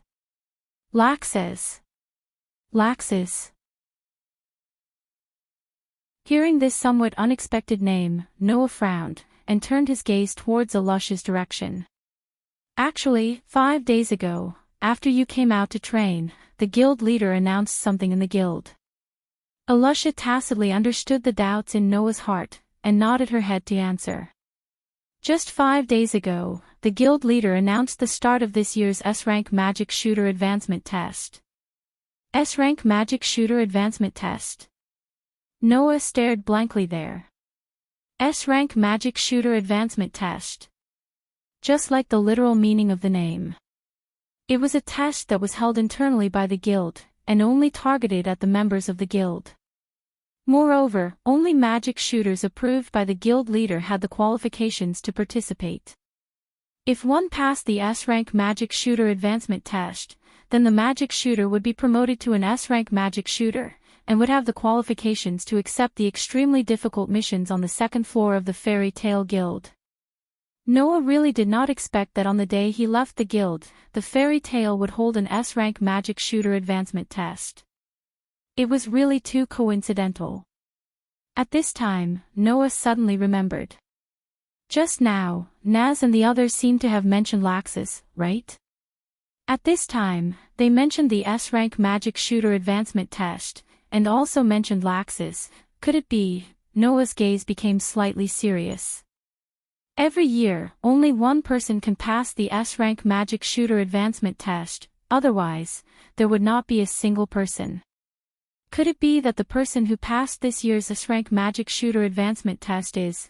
Mira and Alusha looked at each other and nodded, proving Noah's conjecture to be correct. The person who passed this year is Laxus. Noah was silent. Laxus. This brother in name, who hated the weak and only acknowledged the strong, had finally become an S-rank magic shooter. A 17-year-old S-rank magic shooter. Should it be said, as expected of him? Noah. Knowing that the relationship between Noah and Laxus was somewhat tense, Mira, Lisanna, Alusha, and the others looked at Noah with some worry. Noah faintly smiled and raised his head to look at the sky, the expression in his eyes beginning to soar. Losing to anyone is fine, but I absolutely cannot lose to him. Chapter 56. The wind blew quietly from the distant horizon, adding a hint of coolness to the air. Magnolia was still standing in the middle of the forest and mountains. From time to time, the shouts of the townsfolk could be heard. Nothing had changed. It was still as lively as before. Now that it was autumn, the temperature of Magnolia had dropped a lot, causing the town to feel a little chilly. Of course, if there wasn't a trace of wind, the humid weather would still make people feel suffocated. Rustle, rustle, in a forest outside of Magnolia, which was even hotter, the faint sound of leaves rustling could be heard from a certain corner. The rustling sound grew louder and louder, as if something was approaching. Whoosh! In the next second, a figure suddenly appeared in the forest. It was running at an extremely high speed, accompanied by a subtle sound of breaking air. It was a young man of about 17 years old, barefoot, and bare-chested, wearing only shorts. At this moment, the young man was holding up a boulder that was several times larger than his entire body. His speed was even faster than that of a cheetah as he trampled on the ground of the mountain forest. While causing the earth to tremble, he ran madly through the mountain forest, nimbly avoiding the trees and obstacles that came his way as he continued to run. Whoosh! After a long while, the young man finally stopped his footsteps and casually threw the huge rock that was raised above his head to the side. Dong! The boulder crashed to the side, crushing the surrounding branches and grass. It also smashed a hole in the ground, stirring up some smoke and dust. After doing all this, the young man raised his head and looked at the sky. His face was no longer young and was starting to mature. His eyes were so deep that they seemed to be able to suck people in under the sunlight. This was a face that had taken 4 whole years to grow. Time flew. In the blink of an eye, 4 years had passed. Noah, who was already 17 years old, had not only grown in height and appearance, but he had also grown in strength that no one knew the limits of except for him. Ever since Noah received the news that Laxus had passed the S-rank magic shooter advancement test and was promoted to an S-rank magic shooter, not only had he not returned to Fairy Tale, but he had also been challenging his limits almost every day. In these 4 years, Noah had not only been training his magic, physical ability, swordsmanship, fighting ability, mana control, even the flexibility, acuity, reflexes, senses, and other aspects of the body were constantly trained to challenge the limits of their limits. It was not an exaggeration to say that Noah's strength had undergone a drastic change compared to 4 years ago. At the very least, Noah was confident that if he had the chance to fight the Noah from 4 years ago, he would be able to defeat the Noah from 4 years ago without using any destructive spells or superb sword skills. In fact, he wouldn't even need to move half a step. He would be able to defeat the Noah from 4 years ago with just a swing of his fist. This was only a portion of Noah's current strength. As for magic, glancing at the boulder beside him, Noah reached out his hand and lightly pressed on it. He then lifted his feet and walked forward, his figure gradually disappearing into the forest. Whing! After Noah's figure disappeared into the forest, the boulder that was several times bigger than Noah's body suddenly flashed with light. Along the cracks, the entire boulder seemed to be lined up neatly in a grid. Then, pang! In the midst of the muffled sound, along the neatly arranged lines, the boulder seemed to have exploded, turning into neat cubes that fell to the ground, once again stirring up a lot of smoke and dust. In the past 4 years, although Noah had been cultivating, he did not have a fixed place. Sometimes it was a mountain. Sometimes it was a lake. Sometimes it was a river. Sometimes it was a forest.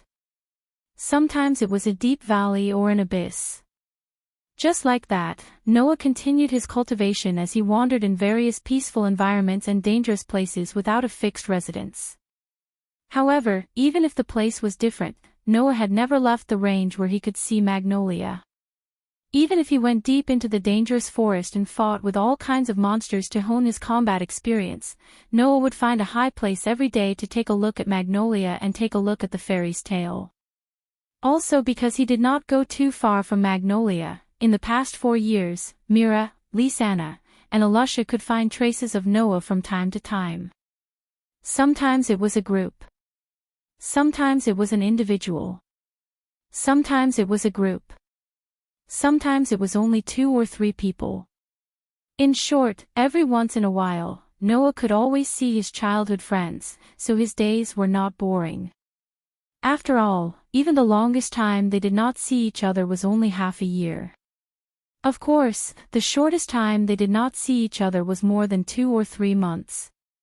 From time to time, he would gather with his childhood friends, play around, and have fun. Each time did not exceed a day.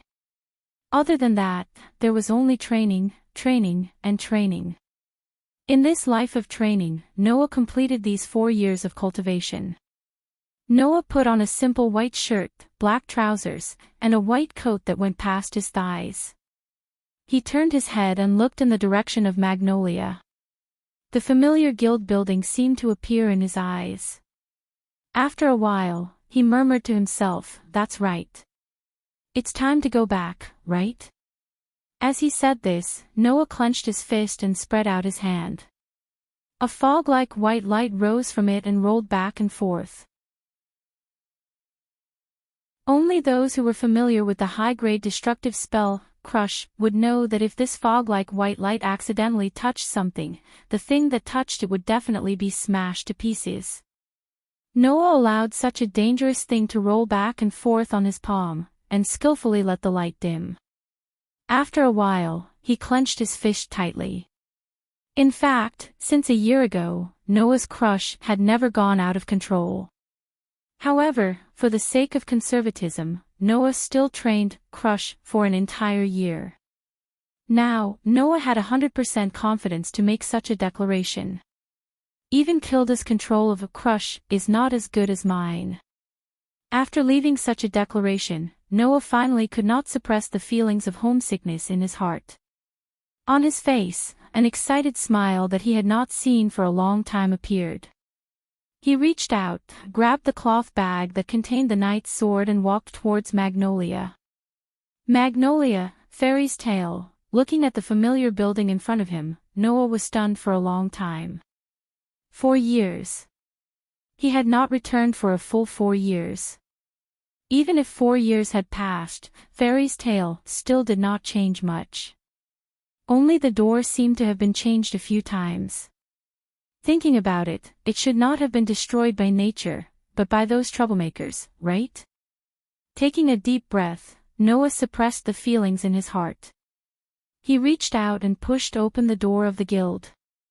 The sun had just risen not long ago.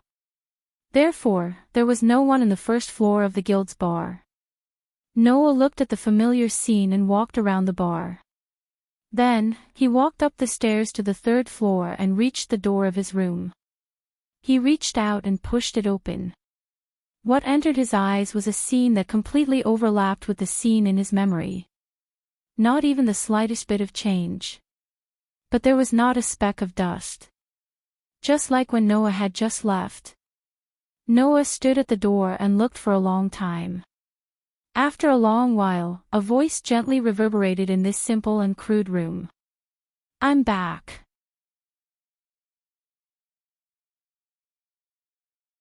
Chapter 57. Who? The moment he opened the window, a cool breeze blew into Noah's face, blowing the bangs in front of Noah's forehead. Noah took a deep breath of fresh air, feeling very comfortable, and his heart seemed to have melted. 4 years. 4 years had passed. He had finally returned to this place. Did he miss it? Perhaps there was. However, Noah was more moved. Undoubtedly, he had not been back for 4 years. The decoration of Noah's room was exactly the same as when he had just left. There was not even a speck of dust. Even the clothes in the wardrobe that belonged to 4 years ago and could not be worn now were still arranged properly. What did this mean? It meant that even if Noah was not in fairy tale for 4 years, there was still someone who came to clean his room almost every day, but did not touch his things without permission. Everything was maintained exactly the same as when he had left. Knowing this, how could Noah not be moved? Of course, Noah could guess who had been cleaning his room for more than 4 years. Really? A beautiful figure that he had not seen for a long time appeared in his mind. Noah could not help but have a smile on his face. "I have to thank her properly." Just when Noah was immersed in his memories and feeling moved, a somewhat uncertain and full of disbelief voice echoed behind Noah's back. "Noah. Brother." Hearing this familiar yet strange voice, Noah almost reflexively turned around and looked behind him. There, an extremely beautiful girl was standing there. It was a cute and delicate young girl who was about 15 or 16 years old. She had snow-white, soft, shoulder-length hair, and was as white as snow. The girl stood at the door, looking at Noah with a very hesitant and somewhat excited expression. Her voice was slightly trembling as it squeezed out from her throat. "Brother Noah, is that you?" Seeing the girl who had changed quite a bit from the familiar figure in his memories call out to him with a familiar tone and address, Noah only stared at her, his expression becoming more and more gentle. "Although I have left the guild for 4 years, if I remember correctly, you found me in the wilderness half a year ago. You should be able to recognize me, right?" Saying this, Noah called out the name of the extremely beautiful girl in front of him. "Lisanna." Lisanna finally confirmed that the person in front of her was the owner of this room. All the hesitation and uncertainty on her delicate face turned into excitement, and she did not hesitate to throw herself at Noah. "Brother Noah." Noah did not expect her to throw herself at him, and was hugged so tightly that he almost fell to the ground. However, she didn't care about that at all. She hugged Noah with all her might, rubbing her little face against his chest. "Brother Noah. You're finally back. That's great. That's great." Feeling the soft and delicate body of the girl in his embrace through close proximity, Noah's heart that hadn't wavered in the past 4 years was fiercely shaken for a few seconds. Even 4 years ago, when she was still very close to Noah, the most she did was hold Noah's hand and hug Noah's arm. Although she would sometimes act spoiled and make Noah piggyback her, she had never hugged Noah. So, without a doubt, this was the first time she had hugged Noah so fiercely, allowing Noah to hug her tightly. How could Noah, who had never been so close to a girl before, he didn't know about Mila and Lisanna kissing him, not be shaken? Moreover, the current Lisanna could not be compared to the Lisanna of the past. At the very least, Noah, who was hugged tightly by Lisanna, could clearly feel that Lisanna had begun to develop. Hidden under her clothes, there was a certain degree of softness. I know you're happy. I'm happy too, Noah said somewhat awkwardly. But you don't have to be so excited, right? Didn't we just meet half a year ago? You also know that we haven't seen each other for half a year. Lisa raised her head from Noah's embrace and stared straight at Noah with a somewhat angry expression. We used to be together every day, but we've only seen each other less than 10 times in the past 4 years. You won't let me get excited. All right, I know. Noah could only surrender. Suppressing the rare wavering in his heart, he stretched out his hand and gently stroked Lisanna's beautiful white hair like he did when they were children. I'm back. Welcome back. Lisanna smiled happily and buried her face in Noah's embrace once more. It really is Big Brother Noah's scent. I miss it so much. So you even remember my scent? Noah didn't know whether to laugh or cry as he gently pushed the dissatisfied Lisanna away and looked around his clean room. Lass, you've been cleaning my room for the past 4 years, right? Yes. Lisanna didn't hide it and nodded. When Big Brother Noah wasn't around, Big Sister Alusha didn't stay in the guild often and went out to work. Big Brother Elfie was playing with Naz and Gray, and Big Sister Alusha either went out to work like Big Sister Alusha or went to the forest to train. I was the only one who was bored, so I came to clean when I had nothing to do to pass the time. I see. Noah looked at Lisanna, who still refused to let go of him, and sized her up. You've changed a lot too, is that so? Lisanna smiled a little embarrassedly, but she didn't shift her gaze away and continued to stare at Noah. Have I become more feminine than before? You're still the same as before. You're so mischievous. Noah couldn't help but knock her on the head. When she clutched her head and cried out, he broke free from her embrace and walked out of the room. Let's go. Let's go say hi to everyone. Wait. Big Brother Noah. Lisanna hurriedly chased after him and walked out of the room with Noah, heading towards the bar on the first floor. Just as he arrived at the bar on the first floor, Noah heard the noise that he hadn't heard in a long time. Standing at the top of the stairs, Noah looked at the members of the guild who were laughing and chatting in groups of 2s and 3s, and a sense of belonging rose in his heart. As expected, Fairy Tale was still the best. Everyone. Lisanna was already shouting at everyone in the guild. Quick, look who's back. Hearing that, everyone in the guild stopped what they were doing and looked towards the stairs. When they saw the smiling youth standing beside Lisanna, everyone's eyes widened. Some of the old guild members who had been in Fairy Tale 4 years ago had their mouths wide open in shock. Some were rubbing their eyes as if they were worried that they had recognized the wrong person. As for the rookies who had joined Fairy Tale in the past 4 years, they looked at the seniors around them with blank expressions. The noisy guild fell silent in about 10 seconds. 10 seconds later. Noah. That's Noah, right? It's Noah. Noah's back. Noah's back. The veteran members who knew Noah all cheered. Noah. Who's Noah? The newcomers who didn't know Noah all looked at each other. Noah. In the next moment, a youth around the same age as Lisanna with cherry-colored hair and a scarf around his neck rushed out from the crowd. He raised his flaming fist and rushed towards Noah excitedly. Let's have a showdown.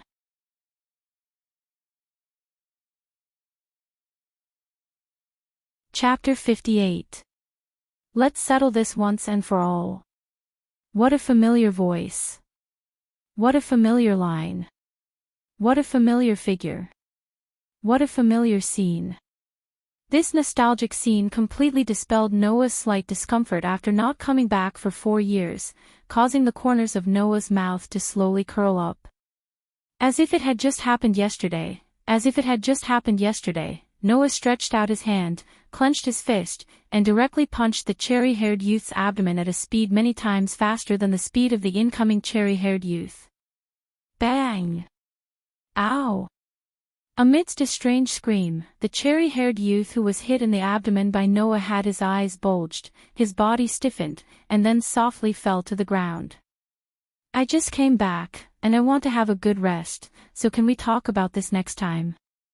Noah slowly retracted his fist, and under the speechless expression of the entire fairy tale guild members, he smiled and greeted the cherry-haired youth who was lying on the ground.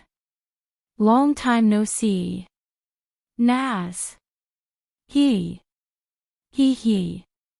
Naz, who had grown a lot taller, and even his face had matured a lot, had the usual hearty smile on his face. He shouted excitedly while holding his painful abdomen. Sure enough, it's the same as before, so strong that it's exciting. Noah smiled slightly, and just as he was about to say something, a small black shadow suddenly descended from the sky and landed beside Naz. Naz, are you okay? Huh? Noah was a little surprised. Because, floating beside Naz who was lying on the ground, was a cat. It was a blue cat with a pair of white wings on its back. I'm fine. Naz jumped up from the ground energetically, rubbed his abdomen, and said to the cat with wings. This level is nothing, hubby. Hubby?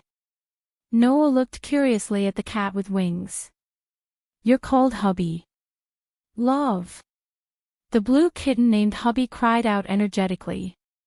Hubby was hatched from an egg that Sling I picked up outside, not long after you left. At this time, a young man with short black hair and a fairy tale guild emblem on the right side of his chest walked out from the crowd and gave Noah a big hug. He was completely naked and only wore a pair of shorts. You're finally back, you rascal. Gray. Noah gave Gray a hug as well, and then said with a smile. It's been a long time since we last met. You haven't changed at all. You're not even wearing clothes. Oh. I forgot. Gray acted as if he had just realized that he was not wearing any clothes, which made everyone laugh again. Huff. Suddenly, a delicate voice sounded, and a figure suddenly appeared behind Noah. She raised her leg and kicked fiercely in the direction of Noah. Before the delicate voice sounded, Noah felt an aura behind him. Then, it turned into a whip shadow and whipped towards Noah. The chaotic wind brought by the attack also blew towards Noah's back. Noah still had a smile on his face, as if he didn't feel anything. His body seemed to be very slow, but in fact, it was very fast, and he slightly stepped aside. The fierce kick mixed with the sharp wind brushed past Noah's side and kicked past the position where Noah was originally at. Huff. At the same time, another delicate voice sounded, and another figure appeared on the other side of Noah without warning. A dazzling light flashed in her hand, and a knight's sword emerged. She held it tightly, and with a more fierce attack than the kick that just attacked Noah, she mercilessly chopped towards Noah. Ding! This time, Noah didn't even try to dodge. He directly stretched out a hand, and when the knight's sword was less than 10 centimeters away from his face, he used 2 fingers to catch the sharp blade of the sword and neutralize the attack. It was complicated to describe, but in fact, in the eyes of the guild members of Fairy Tale, they only heard 2 delicate voices in less than a second. Then, Noah moved half a step, and a leg stretched out from the right side of his body. A sharp knight's sword appeared on the left side of his body, and it was about to chop Noah's head, but it was caught by Noah's 2 fingers in front of his face. Then, 2 figures appeared behind Noah. When they saw this scene clearly and understood what had just happened, the full appearance of the 2 figures behind Noah who had attacked him was also imprinted in everyone's eyes. Everyone's mouths were wide open. As for Noah, at this moment, his expression revealed some helplessness. Is this how you welcome me? The 2 figures that launched the swift kick and the sharp slash at the same time retracted their attacks, and with a leap, they appeared in front of Noah. They were 2 girls who were about the same age as Noah. They were also about 17 years old. On the left was a young girl with waist-length hair tied into a long white ponytail with a bow-like hairband. She was wearing a black vest that could only cover her huge breasts, exposing her navel and back, and a black short skirt that reached her roots. She was wearing black stockings. On the right was a girl with long red hair that reached her waist. She wore silver armor and a blue pleated skirt, and she held a knight's sword in her hand. She had the heroic spirit of a Valkyrie. Both of these girls were very familiar with Noah, but they had changed. However, just like Lisanna, they had all undergone their own changes. They were no longer little girls, but true, mature women. They were Mira and Alusha. You bastard! Even though she had grown into a charming girl in all aspects, Mira's tone was still the same as before. Not only was she nasty, but she was also very fierce. Her eyes were filled with killing intent as she glared at Noah. Do you still know how to come back? Undoubtedly, she said this with a fierce tone, but her words sounded like a wife blaming her husband for fooling around outside. In contrast to Mira, Alusha simply put away her sword with a faint smile on her face. She looked at Noah and nodded. It's really been a long time. You've changed a lot. You've changed a lot as well. Noah said in a very emotional tone, especially when he inadvertently caught a glimpse of Mira's small vest that could not hide all of her fullness. You've changed so much that I almost couldn't recognize you. Noah, don't forget about us. Beside the table, a dark-skinned, burly, white-haired man in a high school uniform stood up and smiled at Noah. We're here too. You're back. Beside him, a girl with long, curly black hair and wearing a swimsuit called out in a drunken manner. She hugged a large barrel of wine and drank boldly. There's finally a decent man in this guild. You're Elfman and Kana? Noah asked in a surprised tone. You've changed a lot too, especially Kana. When did you learn how to drink? Ma. Kana held her red face and laughed boldly. Don't mind such a small matter. His gaze swept across the faces of his childhood playmates. Looking at their current appearances and recalling the last time he saw them, Noah could only sigh at how time could change everything. At this moment, a short old man walked over from the bar and stopped in front of Noah. All the voices in the guild disappeared in an instant. Noah looked at the old man in front of him who he hadn't seen for 4 years. The old man also looked at Noah. Their eyes were filled with undetectable excitement. After a long time, the old man smiled and spoke. You've grown up. Noah nodded heavily and spat out a sentence that contained almost all his emotions. I'm back, Grandpa.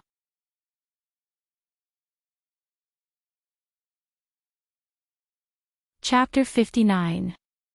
Night. Following the memories that remained in his mind, Noah walked along a small path in Magnolia Forest.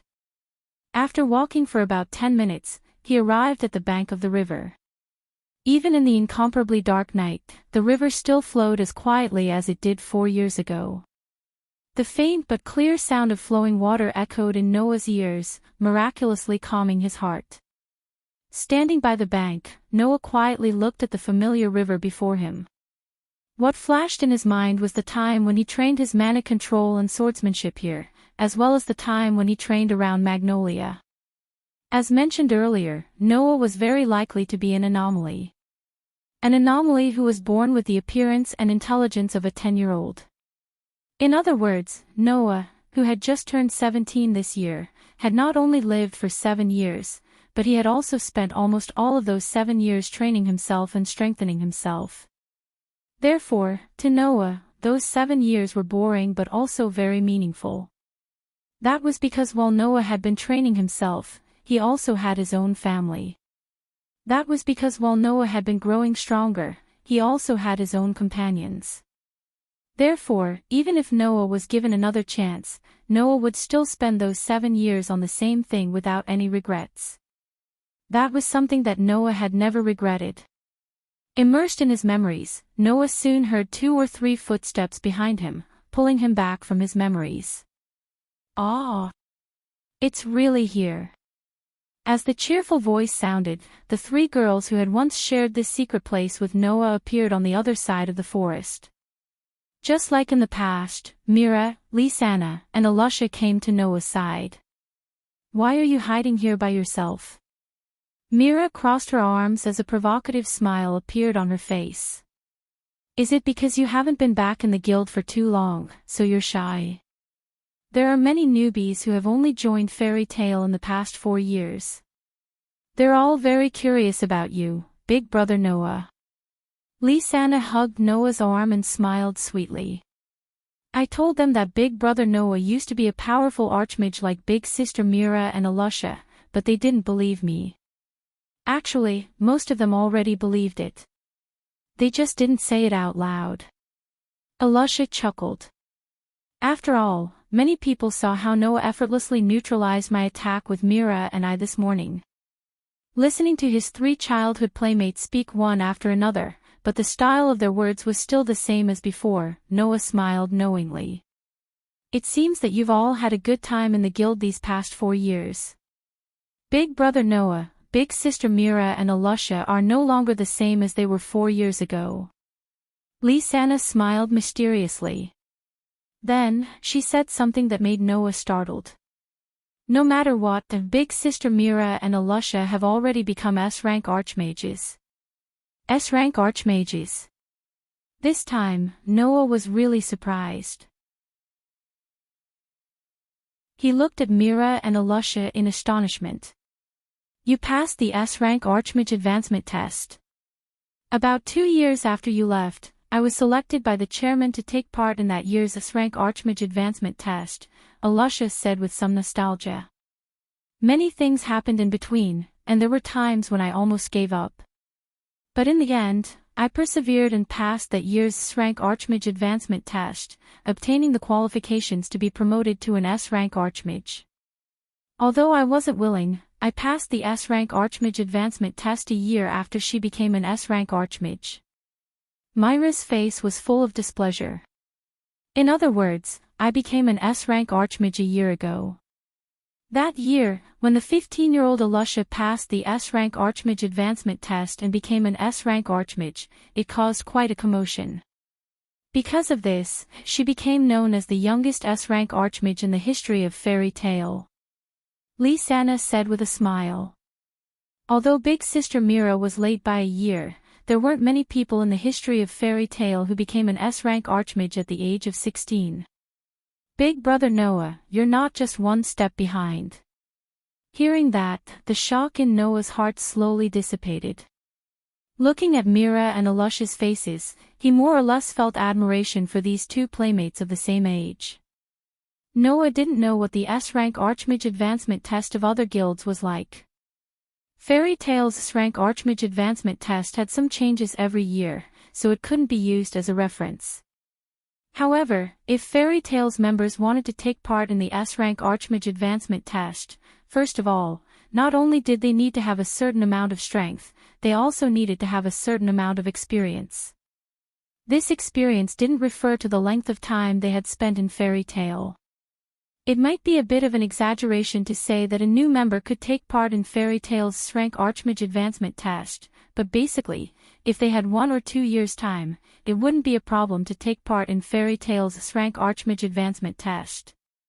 Therefore, the experience here referred to the archmage's activity and ability before taking part in the S-rank archmage advancement test. That was to say, the archmage had accepted and completed a certain number of tasks in the guild. In the end, this so-called experience was to let the guild leaders see that they had the ability to take part in the S-rank archmage advancement test. In this way, the guild leader would consider letting the archmage who was active enough to enter his site and had a certain amount of ability to take part in the S-rank archmage advancement test. When Alusha took part in the S-rank archmage advancement test, she was 15 years old. When Mira took part in the S-rank archmage advancement test, she was 16 years old. This was enough to prove that the two girls were able to obtain the qualifications to take part in the S-rank Archmage advancement test at such a young age. How much effort had they put in? Even Noah's nominal elder brother, the genius who had shocked Kildas, only obtained the qualifications to take part in the S-rank Archmage advancement test at the age of 17. He passed and was promoted to an S-rank Archmage. Mira and Alusha were able to reach this step earlier than Laxus. It was no wonder that Alusha spoke with a slightly proud tone. "Aren't you guys too cunning?" Noah was slightly dissatisfied. "In these 4 years, you guys have come looking for me many times, but you didn't tell me about this matter." Mira, Lisanna, and Alusha laughed at the same time, as if telling Noah that they did it on purpose. Noah smiled bitterly. "Then, how are you doing?" Mira licked her lips and looked at Noah with a burning gaze. "Since you've chosen to come back, that means that your crush will no longer cause any problems, right?" Lisanna and Alusha's eyes were also shining, clearly very concerned about this matter. In response, Noah seemed to be repaying the 3 girls for their pranks and unhappily avoided answering. "Want to know? Let's talk about it when we have the chance." This sentence unsurprisingly caused Mira and Alusha to be dissatisfied. Only Lisanna looked as if she had thought of something. Her face was slightly red as she moved her face close to Noah's ear and said in a mosquito-like voice. "This time, Big Brother Noah won't crush my clothes and Big Sister Myra's, right?" Noah almost tripped and fell to the ground. He rolled his eyes, causing Lisanna to laugh continuously. This night, it was as if they had returned to their childhood. The 4 of them stayed in a secret place that only they knew. The sounds of laughter and banter lasted for a long time.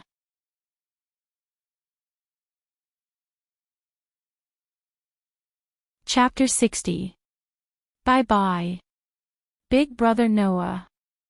Don't go to bed too late and not wake up tomorrow. See you tomorrow. After saying their goodbyes, Mira, Lisanna, and Alusha noisily walked in the direction of the Fairy Tale Guild, leaving only their backs to Noah. Looking at Mira, Lisanna, and Alusha's silhouettes gradually fading away in the darkness, Noah couldn't help but feel that his 3 childhood playmates had really changed a lot. Of course, the changes Noah was referring to weren't the personalities of Mira, Lisanna, and Alusha. In fact, in terms of personality, there were basically no changes to the 3 girls. What had changed the most was their appearance. After 4 years, Mira, Lisanna, and Alusha had become extremely attractive women in all senses of the word. Height, figure, wealth, all these factors had matured to varying degrees in the past 4 years. Compared to their youthful selves, the changes could be said to be earth-shattering. At the age of 15, Lisanna's body hadn't fully matured, but she already had her own unique charm. From time to time, she would reveal her delicate side and attract the attention of others. While Alusha still wore her cold armor all day long, hiding most of her body, making it impossible to truly judge how much she had grown over the years. However, her delicate face had shed 80 to 90% of its childishness and was now extremely beautiful. There was no need to talk about Mira. Her looks weren't inferior to Alusha's, and her beautiful figure wasn't completely hidden like Alusha's. The impact on Noah was the greatest. Undoubtedly, when they were found half a year ago in the wilderness, the growth of the 3 girls wasn't so obvious. In just half a year, they had actually grown to such an extent. This was probably what the saying, "a girl changes 18 times between childhood and womanhood," meant. Everyone's grown up. In the end, Noah could only sigh and turn around, walking in the direction of the Fairy Tale Guild. Not far from Fairy Tale, there was a female dormitory specially provided for the girls of the guild. Ever since Alusha joined Fairy Tale, she lived in the female dormitory, and the other girls of the guild lived there as well. Mira and Lisanna, on the other hand, lived with Elfman. The 3 siblings lived somewhere else. As for Noah, he still chose to live in the Fairy Tale Guild. After all, that was where Noah had lived for at least 2 years. From a certain point of view, it was an existence that was similar to his shelter. He really couldn't bear to move out. Apart from Noah, no one else in the fairy tale guild would be there at night unless something special happened. Or perhaps, someone had come specifically for Noah. At a place where they could clearly see the entrance of the fairy tale, Noah had unknowingly stopped in his tracks. He stood there and raised his eyes to look ahead. Whoosh!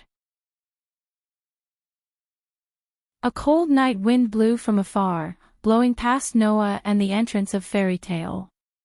Standing there, a tall and sturdy figure with a coat fluttered in the wind. It was a young man who was around 20 years old, slightly older than Noah. He wore a magic musical instrument called a sound pot on his ear. The young man stood not far from the entrance of Fairy's Tale with his arms crossed in front of his chest and his eyes closed. He allowed the fur coat draped over his body to fly up and down in the wind, exuding an oppressive aura that could not be ignored. And this oppressive aura, when Noah appeared, obviously became more vigorous. Noah looked straight at the young man who was exuding a powerful aura without saying a word. Although the expression on his face wasn't as calm as if he had expected the other party to come, he also believed that it wouldn't be strange for the other party to appear in front of him any time. After a while, the young man slowly opened his eyes, revealing a pair of eyes that were as sharp as an eagle's and as violent as a tiger's in Noah's field of vision. "You have grown up." Hearing this, Noah replied with a calm face. "You are still the same as before, not much has changed." It was only 2 or 3 seconds of conversation, but the atmosphere was filled with tension. Anyone could see that the relationship between the two of them could not be considered friendly. "Do you need something from me?"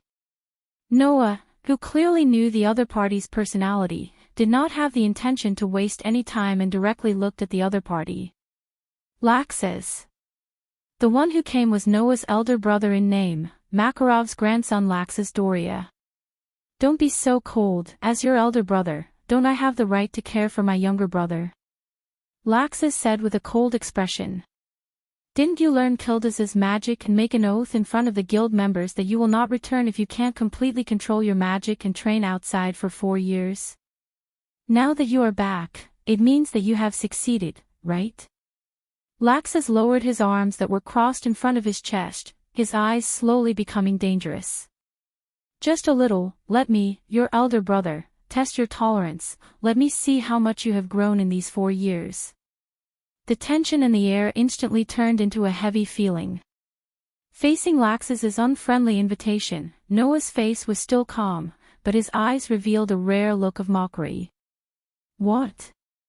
When did you become like Naz, looking for people to duel?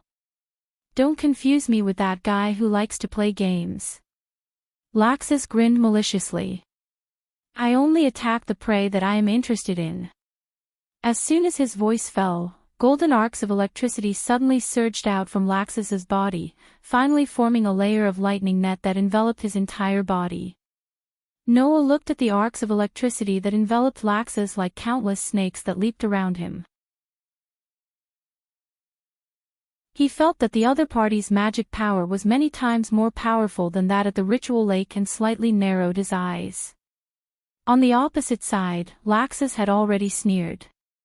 He suddenly stomped his foot, and a bolt of lightning as thick as an arm suddenly fell from his body. Like a python, it traveled along Laxes's foot to the ground, and then along the ground, it violently shot towards Noah. Looking at the snake-like arc of electricity, Noah didn't even raise his eyes, allowing the extraordinary lightning to travel along the ground and touch his body. Bang! However, the moment the snake-like lightning touched Noah's body, it seemed to have been completely cut open. In a muffled sound, it shattered into pieces of extremely intact cubes, and finally, it dissipated into the air. "Oh." Laxes's unruly smile grew wider and wider. "Finally, you're more decent than before. Then, are you satisfied?" Noah more or less seemed to be somewhat impatient. "You should know that I don't like meaningless battles. If you have achieved your goal, then let's stop here. Stop. Laxus's gaze turned cold. Don't joke with me. After saying that, Laxus finally stopped standing still. Magic power surged out from his body, turning into dazzling arcs of electricity that enveloped Laxus's sturdy body. Like a flash of lightning, Laxus's figure directly turned into a bolt of lightning, and in the blink of an eye, appeared in front of Noah amidst the turbulence in the atmosphere. In the next moment, the fist that was surrounded by lightning brought along the sound of wind and thunder as it violently blasted towards Noah's head.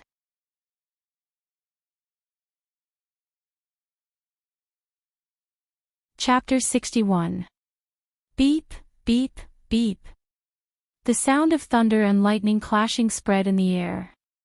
Buzz. The atmosphere was also vibrating wildly. Noah finally raised his head due to the oncoming violent thunder force.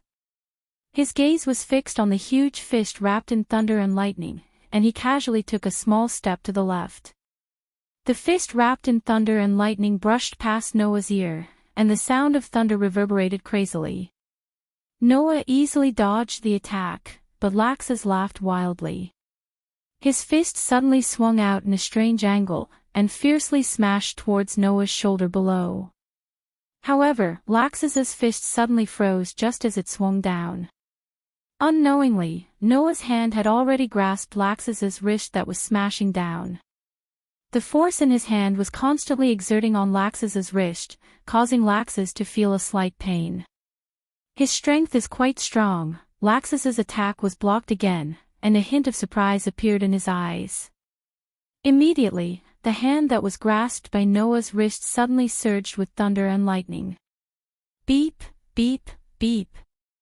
The violent golden arc condensed into a ball in Laxus's hand, and turned into a scorching plasma body. Laxus roared as if he was holding thunder and lightning in his hand.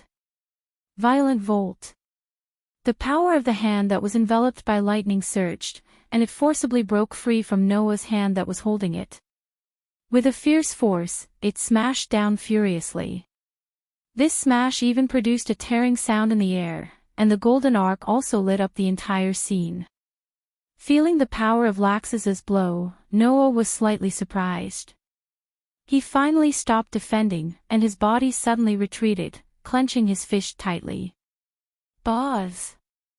A white radiance emerged from Noah's fist, and as Noah swung, it fiercely collided with Laxus's thunder and lightning fist. Bang! A muffled sound rang out, and a violent wind blew in all directions. Bang! In the center of the wind, the plasma body in Laxus's hand was like a fragile powder the moment it came into contact with the white radiance in Noah's hand. It couldn't even last for a second, and it turned into complete small cubes and shattered. Superior grade destruction magic, crush. It wasn't only able to shatter matter. When it's learned, it can even shatter magic in one move. After 4 years, Noah has finally mastered crush, to the point of being able to destroy his opponent's magic. Laxus's body was slightly sluggish, but he quickly recovered. A fierce glint flashed in his eyes, and he even raised his other hand. Both of his fists flashed with the radiance of thunder and lightning, and wildly danced out, creating a dazzling lightning fist that almost covered Noah's field of vision. The sharp sound of wind breaking echoed in the night sky. Facing Laxus's fierce attack, Noah's expression didn't change, and he also raised his fist, which was flashing with the unique magical radiance of crush. With the help of his outstanding perception ability, no matter how fast Laxus's attack was, the real attack still couldn't escape Noah's prying eyes. Therefore, when the violent lightning fist came, Noah immediately swung his fist, not to be outdone, and fiercely punched back. Bang bang bang bang. For a moment, in front of the door of Fairy's Tale, white light and lightning constantly flashed. The two sides in the battle punched back and forth, and afterimages frequently appeared in the air, creating a dull sound. It wasn't just the sound of fists colliding with each other, but also the sound of the golden lightning being shattered in one move by crush. Noah was actually able to fight so many rounds with Laxus, who had been an S-rank magic shooter for 4 years, and still not lose. This was something that even Mira and Alusha, who were S-rank magic shooters like Laxus, couldn't do. Only Laxus knew that on the surface, the two seemed to be evenly matched, but the one who was at a disadvantage was himself. Every time the lightning wrapped around Laxus's fist rose, it would be mercilessly shattered by Noah's crush. In other words, Laxus's and Noah's fists collided, and it was only a simple brute fist.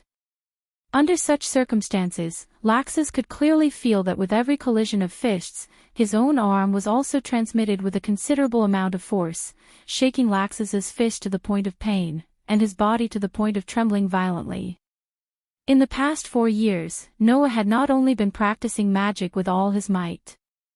Physical ability, reaction ability, fighting ability, perception ability, battle experience, and so on and so forth, all of these were within the scope of Noah's training. Clearly, in terms of physical ability, Noah was superior to Laxus by a notch. Furious thunderstorm. A hint of seriousness emerged in Laxus's eyes, and the underestimation of Noah that he had in his heart all this time was also retracted. The wind from his fist changed, and with a roar, a violent sound of thunder abruptly resounded in the air. Suddenly, in the sky, a pitch-black thundercloud appeared without any warning, and the lightning that rose from Laxus's body flickered within, and then quickly retracted. Rumble. In the next moment, thunderbolts emerged from the thunderclouds like a violent storm. As soon as they fell, they mercilessly smashed downward. Noah's pitch-black eyes suddenly surged with a hint of coldness, and an incomparably valiant magic, like a flood, violently burst out from his body. At this moment, Noah finally displayed his unparalleled magic. As his magic surged, Noah's fist was also tightly clenched, and a white light gathered on his fist, and suddenly, he blasted upwards. Whang! Under the slightly shocked gaze of Laxus, on the fist that Noah swung upwards, a bright white light suddenly burst out, turning into a substantial impact light beam, and with an ear-piercing explosion, it soared into the sky, and collided with the storm of lightning. Dong! A loud, oppressive sound reverberated through the air, and a vigorous shockwave surged out, causing the ground around the fairy tale to crack open like a spiderweb. And the storm of lightning was also instantly crushed by the white impact light beam, one by one, and shattered. Immediately after, the white impact light beam did not reduce in power, and collided with the pitch-black thundercloud. Pang! The pitch-black thundercloud immediately followed the fate of the storm of lightning, and was instantly dispersed by the white impact light beam, turning into complete cubes and shattering into pieces. Then, the pitch-black thundercloud was completely shattered like black particles, and slowly floated down in the background. The scene of Noah's cold expression, raising his fist, mixed with a fierce wind, and fiercely smashing towards Laxus, was imprinted in his eyes. This scene was clearly reflected in his eyes, and Noah's fist also slowly enlarged in Laxus's pupils, causing Laxus's pupils to shrink. Just as Noah's fist was about to hit Laxus, a surge of magic rose from Laxus's strong body. Ha! Laxus roared out, and the muscles on his whole body fiercely bulged. Both of his arms were like iron hammers, and his body flashed with violent lightning. A fist mixed with violent lightning struck out, and Laxus' beast-like roar reverberated in the night sky. Thunder Dragon's crushing fist. As a result, the fist that was covered with resplendent white light and the fist that was covered with berserk lightning violently collided. Dong! Under the night sky, in front of Fairy's Tale's door, a storm-like shockwave suddenly exploded, bringing with it lightning and white light that filled every corner of the scene. For a long time, it was unable to calm down.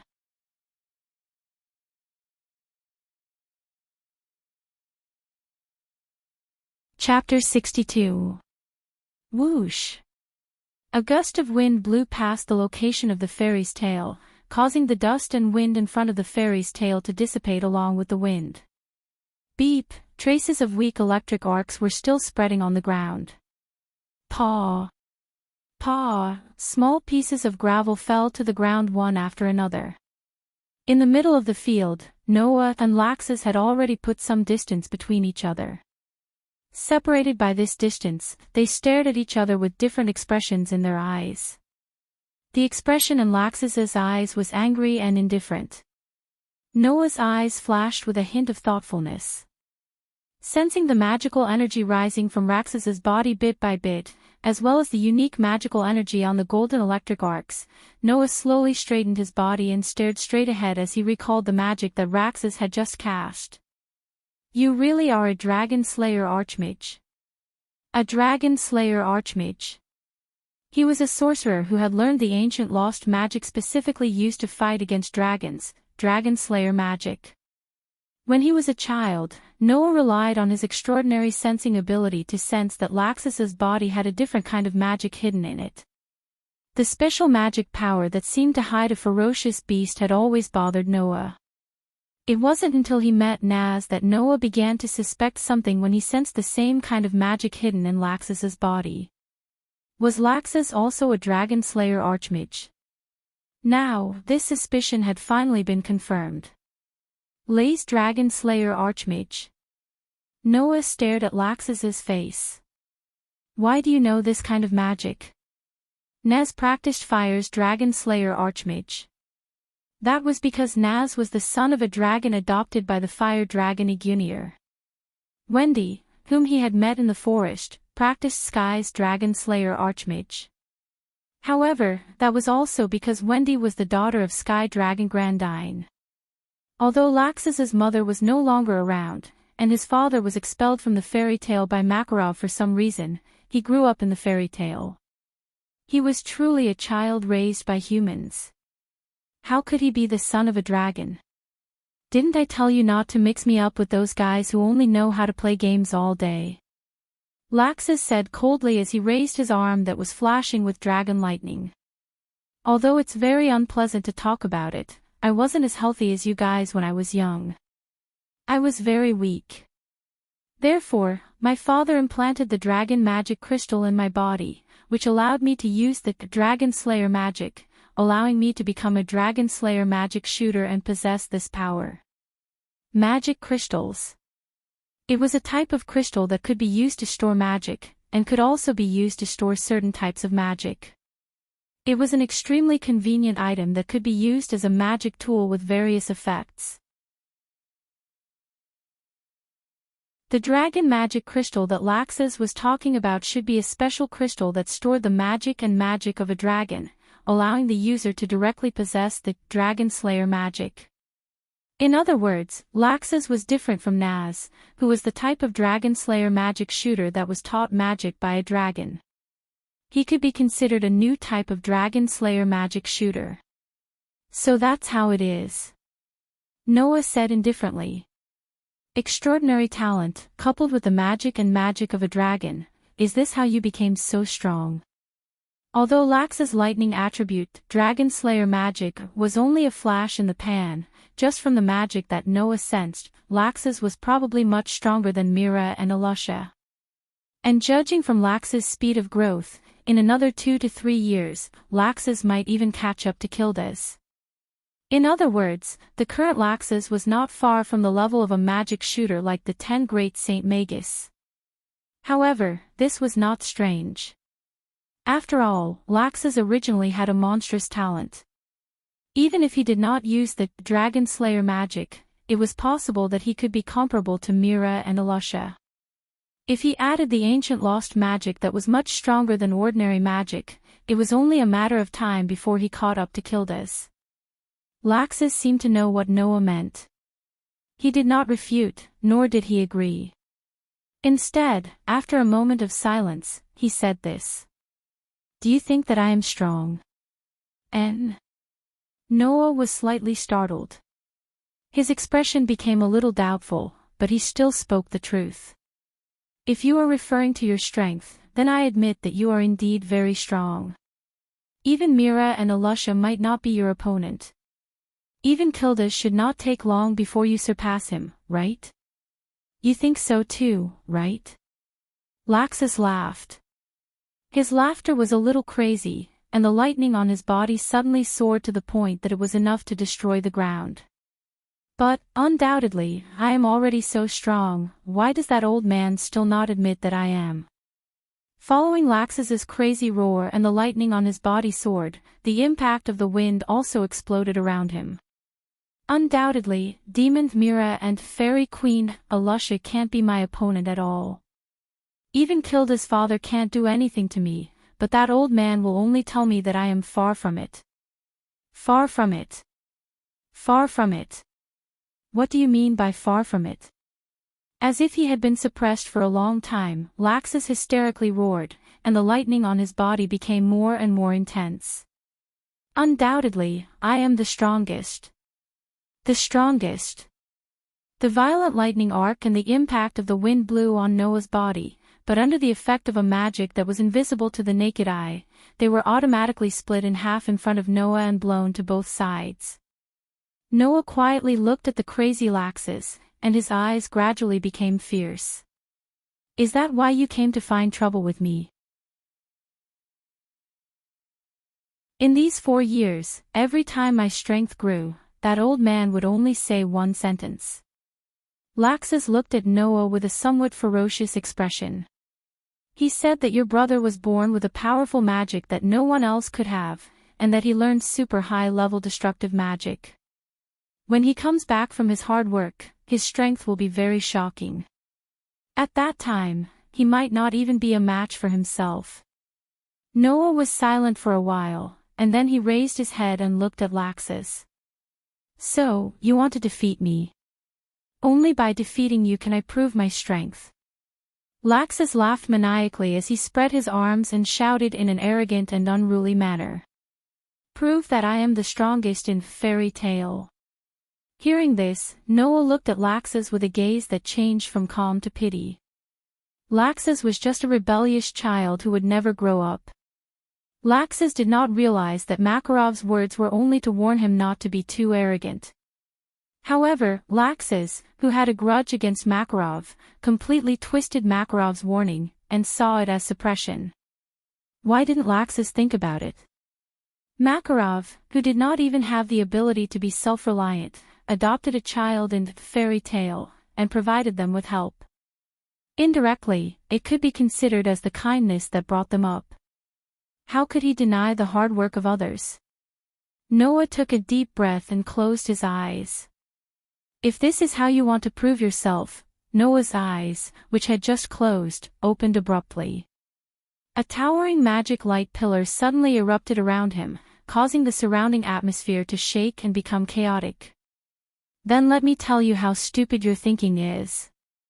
The magic that was like a monstrous wave turned into a heavy pressure, causing Laxus to feel that his body had become heavy. However, Laxus was not shocked, and instead laughed crazily. That's right. This is how it should be. This is how it should be. Like a tit for tat, the violent lightning also turned into a pillar of lightning, and shot up to the sky from Laxus's body. In the next moment, the two brothers who had the same surname pressed their bodies, and like an arrow leaving the bow, rushed towards each other.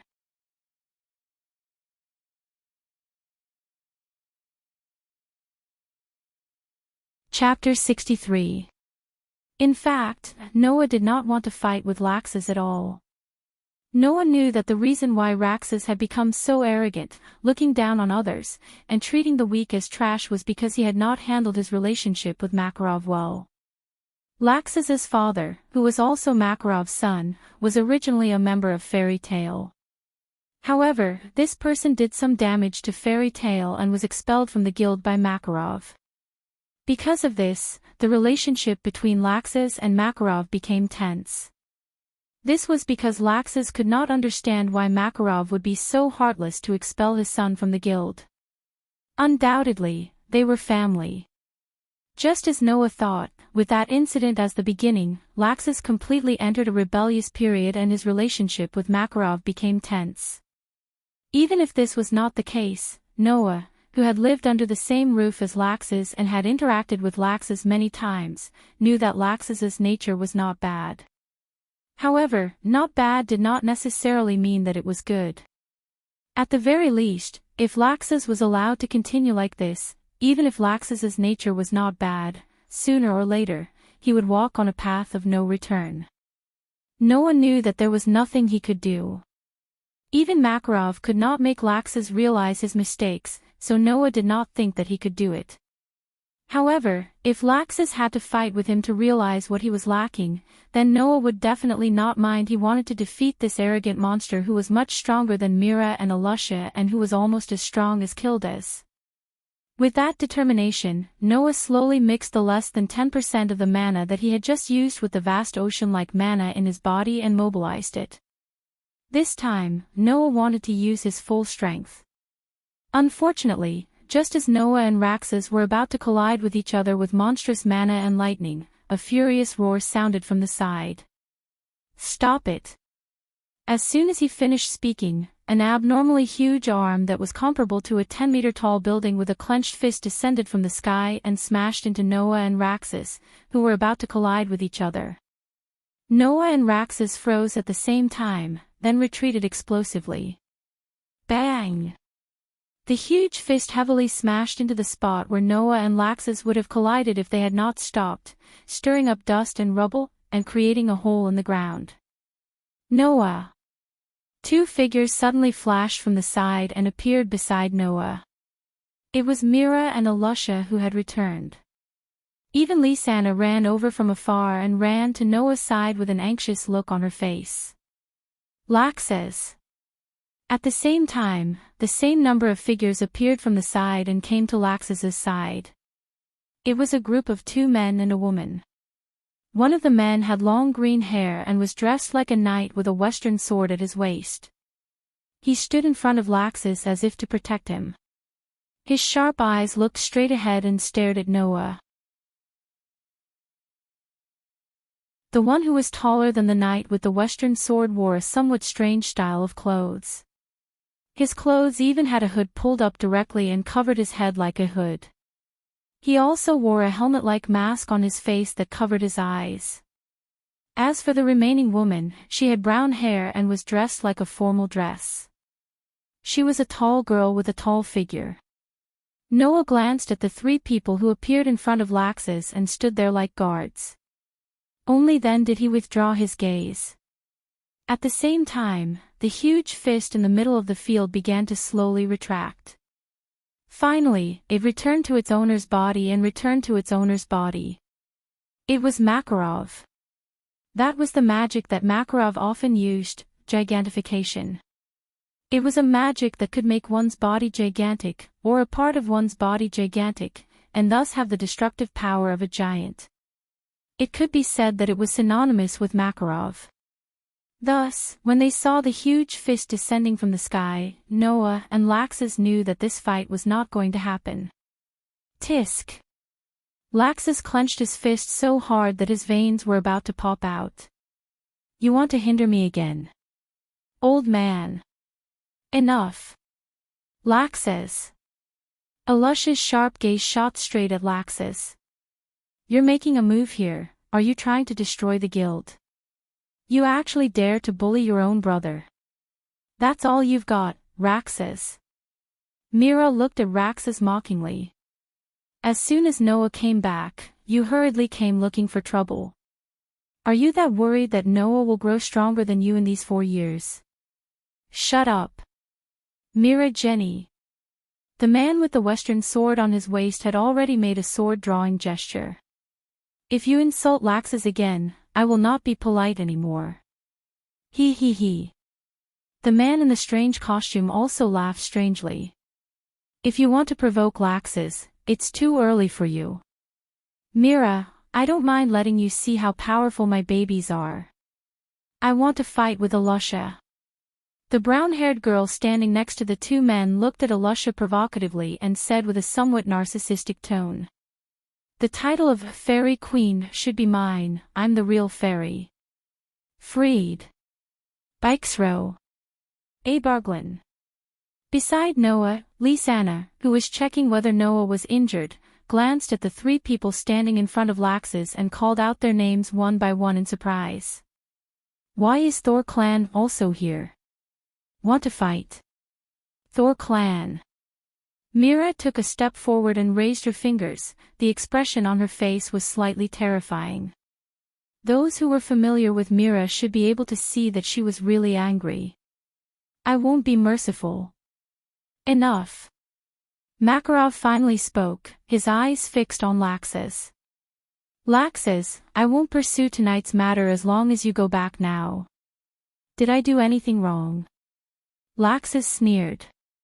It's just a duel with a family that hasn't happened in a long time. Didn't you always say that he's stronger than me? Then let him fight me. You. Mira, Lysana, and Alusha opened their mouths as if wanting to say something, but they were stopped by Noah. Gently pressing down on Lysana's hand on his arm, Noah stepped forward and looked past Mira and Alusha to Laxus. If you still want to continue, I can accompany you at any time, but let me give you a piece of advice.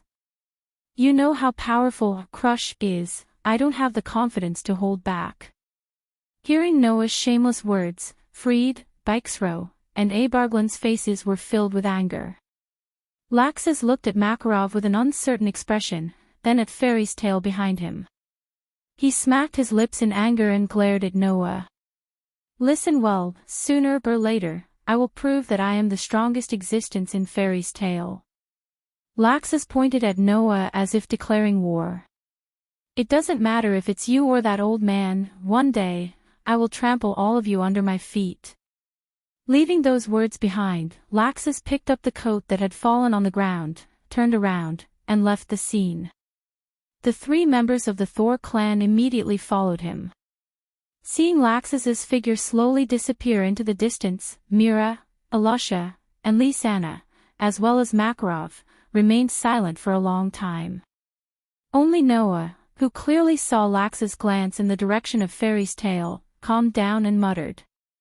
One day, you will understand that what you should strive for the most is not the title of the strongest.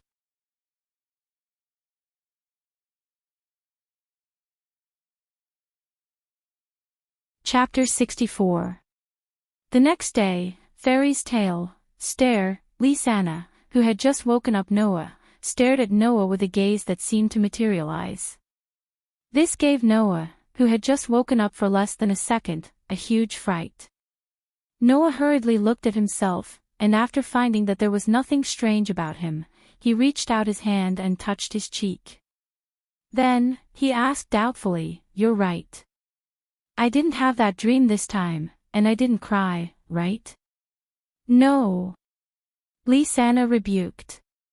"I was looking to see if you were injured anywhere, brother Noah." Injured? Lysana's words not only did not make Noah feel relieved, but instead made him even more confused. Why would I be injured? Isn't this natural? Lysana raised a finger and made a teaching gesture. Undoubtedly, you had such an intense fight with that Laxus last night, so it's normal for you to be injured, right? Are you sure you'll get hurt just because you fought with Laxus? Noah grumbled. He stood up, walked to the wardrobe, and picked up some clothes. Laxus's level last night was not enough to injure me. Oh. Lysana was a little surprised. Laxus is very strong. Not only is he older than Sister Mira and Alusha, but he has also been an S-rank archmage for longer than Sister Mira and Alusha. Brother Noah, are you so confident that you can win against Laxus? And in a state where you are not injured? What you saw last night was only on the surface. It looked like we were fighting fiercely, but in fact, the fight before you arrived was just a warm-up. Noah took out his clothes and began to change. Laxus was just about to use his full strength when you arrived. So, with Laxus's previous level of strength, there was no way he could injure me. Although Laxus's strength before he used the Dragon Slayer magic was very strong, even comparable to Mira and Alusha, Noah did not think much of him. For years of continuous and undistracted training. Just like what Makarov had said, Noah's strength had increased immeasurably due to his innate conditions that were much better than others. Although he wasn't sure how strong Laxus could be if he used his full strength, Noah felt that without using the Dragon Slayer magic, Laxus did not have the ability to injure him. Such an assertion naturally left Lisanna speechless. She walked behind Noah and smiled sweetly as she helped him put on his clothes. Brother Noah seems to have changed. Noah didn't refuse her service and asked in confusion. How have I changed? Ha ha. After helping Noah put on his clothes, she walked up to Noah and raised her head, tiptoed, and put her cute face less than 10 centimeters away from Noah's face. Her big eyes blinked. I feel that Brother Noah has become more confident than before. If it was the old Noah, even if he had a lot of confidence, he wouldn't say it out loud. At least, he would be humble. I'm also very humble now. You don't understand Laxus's strength. That level of strength is really no different from a warm-up exercise for him. Do you think I'll get injured because of Laxus's warm-up exercise? Being so close to her, Noah was almost scared out of his wits. He could only uncomfortably push her face away to keep a distance from him. Even if I'm not an S-ranked archmage, can you have a little more confidence in me? Then, Brother Noah, tell me. Lisanna said excitedly. How strong have you become now? Are you still as strong as Sister Mira and Alusha? Noah smiled slightly, waved his hand, and walked out of the room. You want to know? Then please look forward to it. Brother Noah. Lisanna chased after Noah angrily and pestered him as they walked downstairs together. Noah. Let's have a showdown. Bang! An impassioned roar and a muffled sound rang out almost at the same time. Then, the Dragon Slayer Archmage laid on the ground with a big bump on his head and couldn't move. Naz. Habi flew to Naz's body and jumped there exaggeratedly. How did you get killed in one hit again? Luo.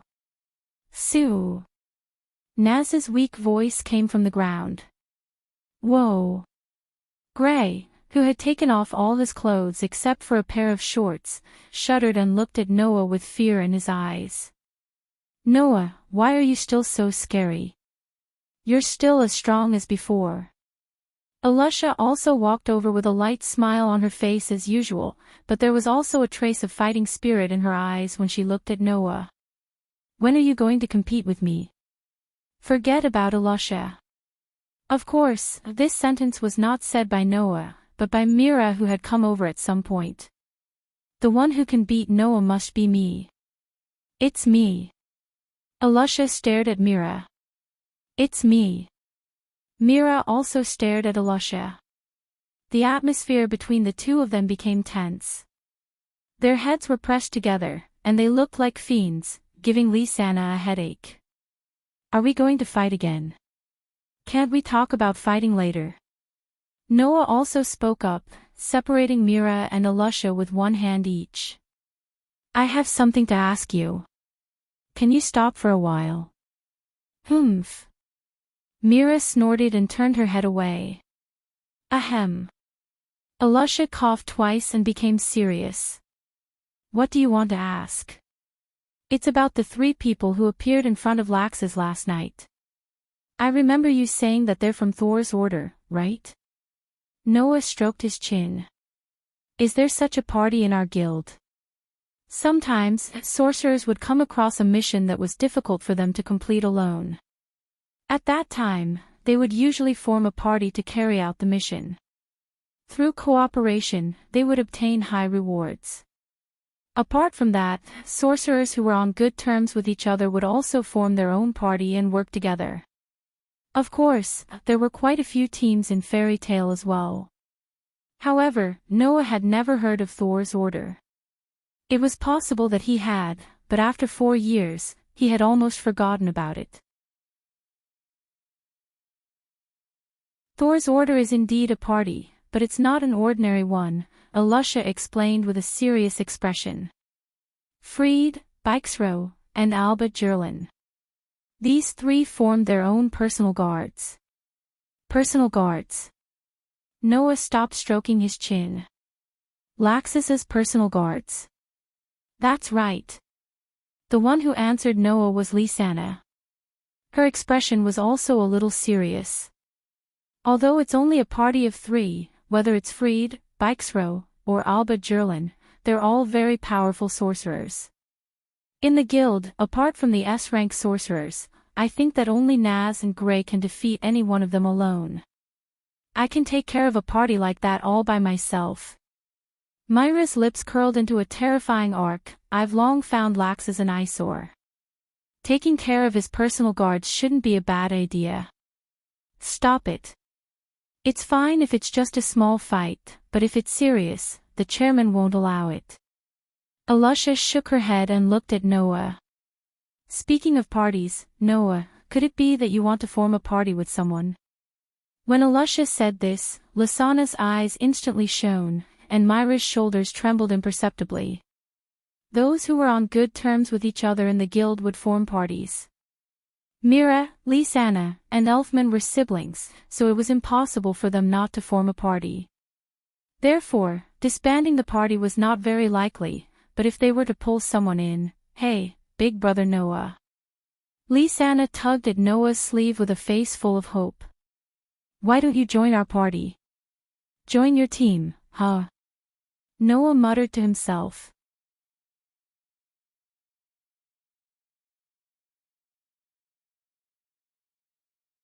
Chapter 65. In the past 4 years, Noah had been living in the wild, deep in the mountains and forests. He ate wild game and fruits, drank spring water and streams, and lived in stone and wooden houses. However, it wasn't as if he didn't need money. For example, he had to wear bigger clothes as he grew taller, black beads to train his mana control, and all sorts of potions to maintain his magical swords. They were all things that couldn't be found in the wilderness. Noah's savings had long been depleted after 4 years of expenses, and the money he had left wouldn't even last him a few days. Ever since Noah officially accepted missions from the guild and started working, Noah had refused all living expenses from Makarov. He was truly starting to take charge of the guild. If he didn't think of a way to work, Noah might really have to borrow money from others. That was why her words reminded Noah that it was time for him to start working again. As for forming a party, Noah didn't have the intention to do so. I'm sorry, I don't want to join your family's team so abruptly, Noah rejected straightforwardly. That's why, for the time being, let me be alone. Ah. She called out unwillingly. What's the matter? Big brother Noah will become a family with us sooner or later anyway. Cough, cough, cough. Mira immediately started coughing violently as if she had been choked. Become a family. Alusha looked at Noah strangely. Oh. Gray and Naz both cried out. Something's going on. Habi purposely curled his tongue and spoke in an ambiguous tone. Even Kana, who was drinking at the side, spat out a mouthful of wine. Elfman also slipped from his chair and cried out in pain. You! What nonsense are you talking about? Noya's expression had already stiffened. Sensing that the gazes from the surroundings had become piercing, he pretended to glare at her angrily. Why would I become a family with you? Because.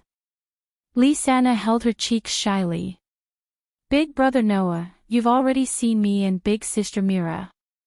Whoa whoa whoa. Before Lisanna could finish her sentence, Mira, who was blushing, covered her mouth. I've seen you and Mira, what? Around them, a group of curious little friends all gathered with shining eyes. However, before they could surround her, they were met with Myra's angry roar.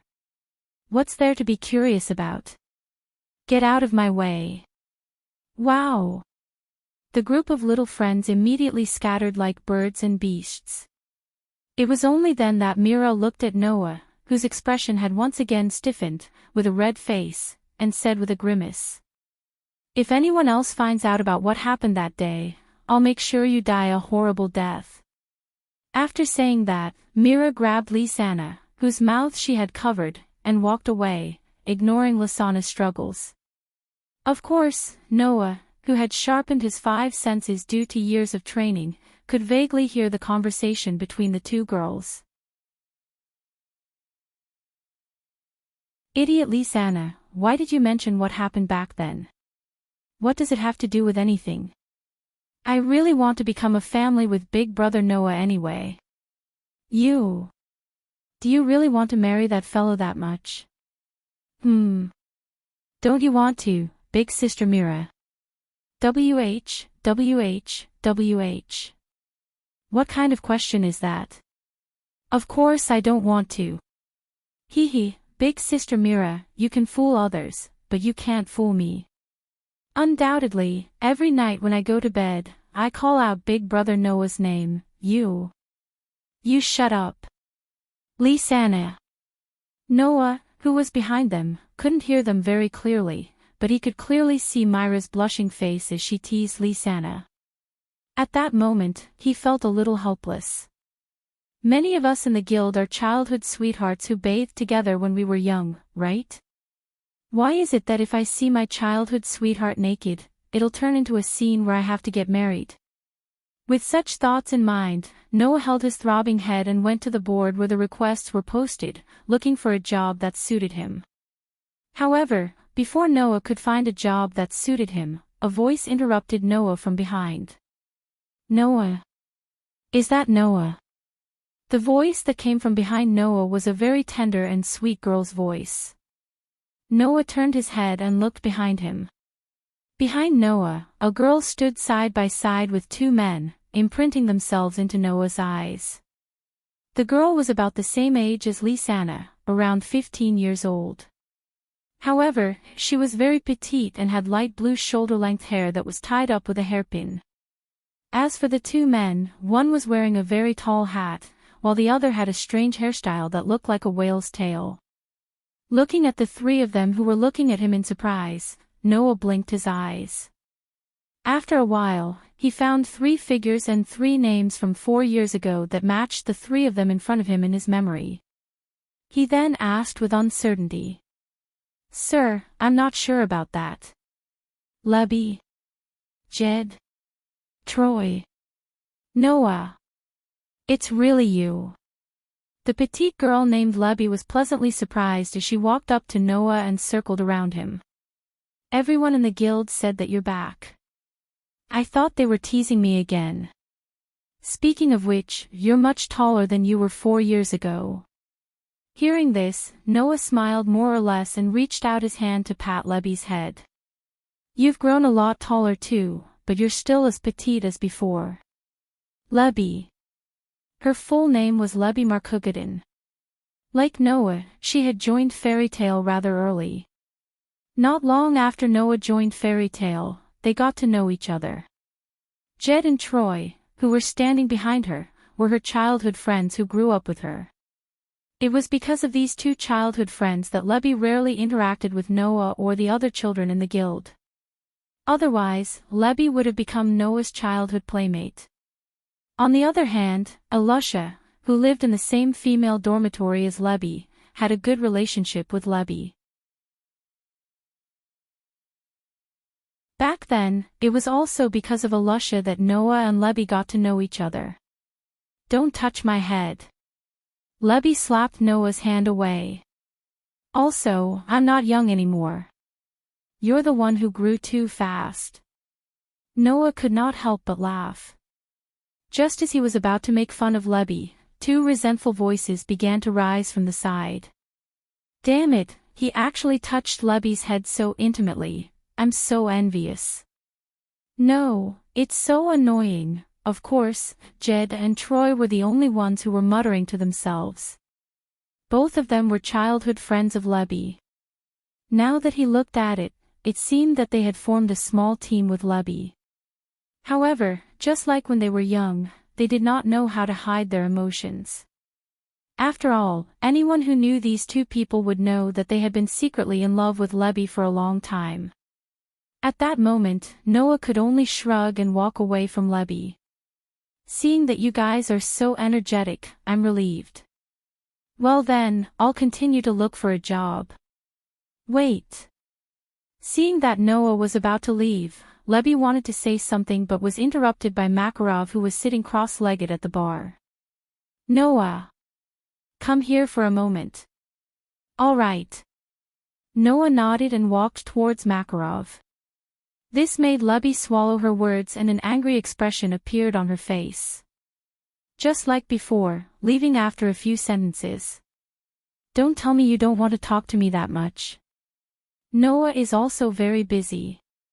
Jed quickly said. Let's not disturb him. After all, he's been as powerful as Mira and Alusha since young. Troy said resentfully. He's not from the same world as us.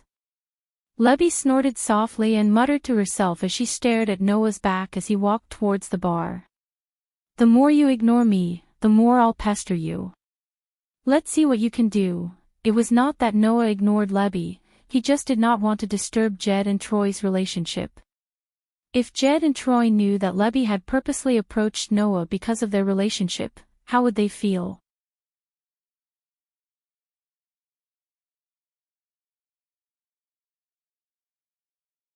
Chapter 66. Grandpa. Noah came to the bar and stood in front of Makarov, who was sitting cross-legged. His eyes were fixed on Makarov.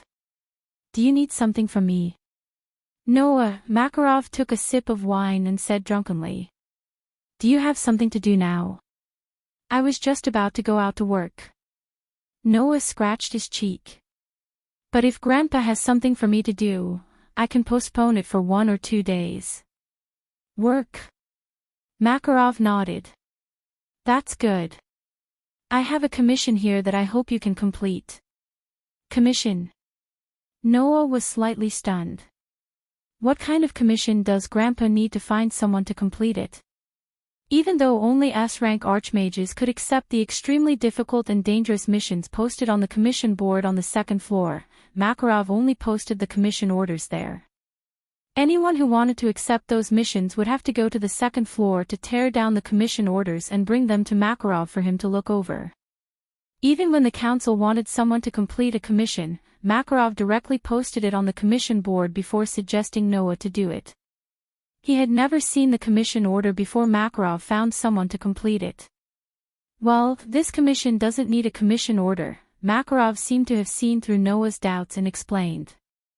That's because I'm the one who posted it. It's a spontaneous request from Fairy Tale. A commission issued by Grandpa. Noah was stunned. Makarov drank all the wine in the cup in his hand, and his expression became serious. Actually, I hope you can make a trip to the holy land of Fairy Tale Celestial Wolf Island. Celestial Wolf Island. Noah frowned. Noah had been a member of Fairy Tale for quite some time. Naturally, it was impossible for him not to have heard of this island that was very special to Fairy Tale. Just as Makarov said, Celestial Wolf Island was the holy land of Fairy Tale. Only those who had the Fairy Tale emblem could enter the island. It was said that there were legends of fairies living on Celestial Wolf Island. Hence, Celestial Wolf Island had another name, Fairy Island. The outer area of the island and the ground contained extremely strong magic, so it was not easy to be discovered by outsiders. As for Heavenly Wolf Island, it was also the resting place of the first guild leader of Fairy Tale. Although only the members of Fairy Tale could enter such a special place, since it was a holy land and the resting place of the first chairman, how could Makarov allow anyone to casually enter? Because of this, although the members of Fairy Tale knew that there was a very special holy land in the guild, the only ones who had actually been to Celestial Wolf Island were Makarov and Kildas, who had been a member of the guild for a long time and was an S-rank magic shooter. What's wrong?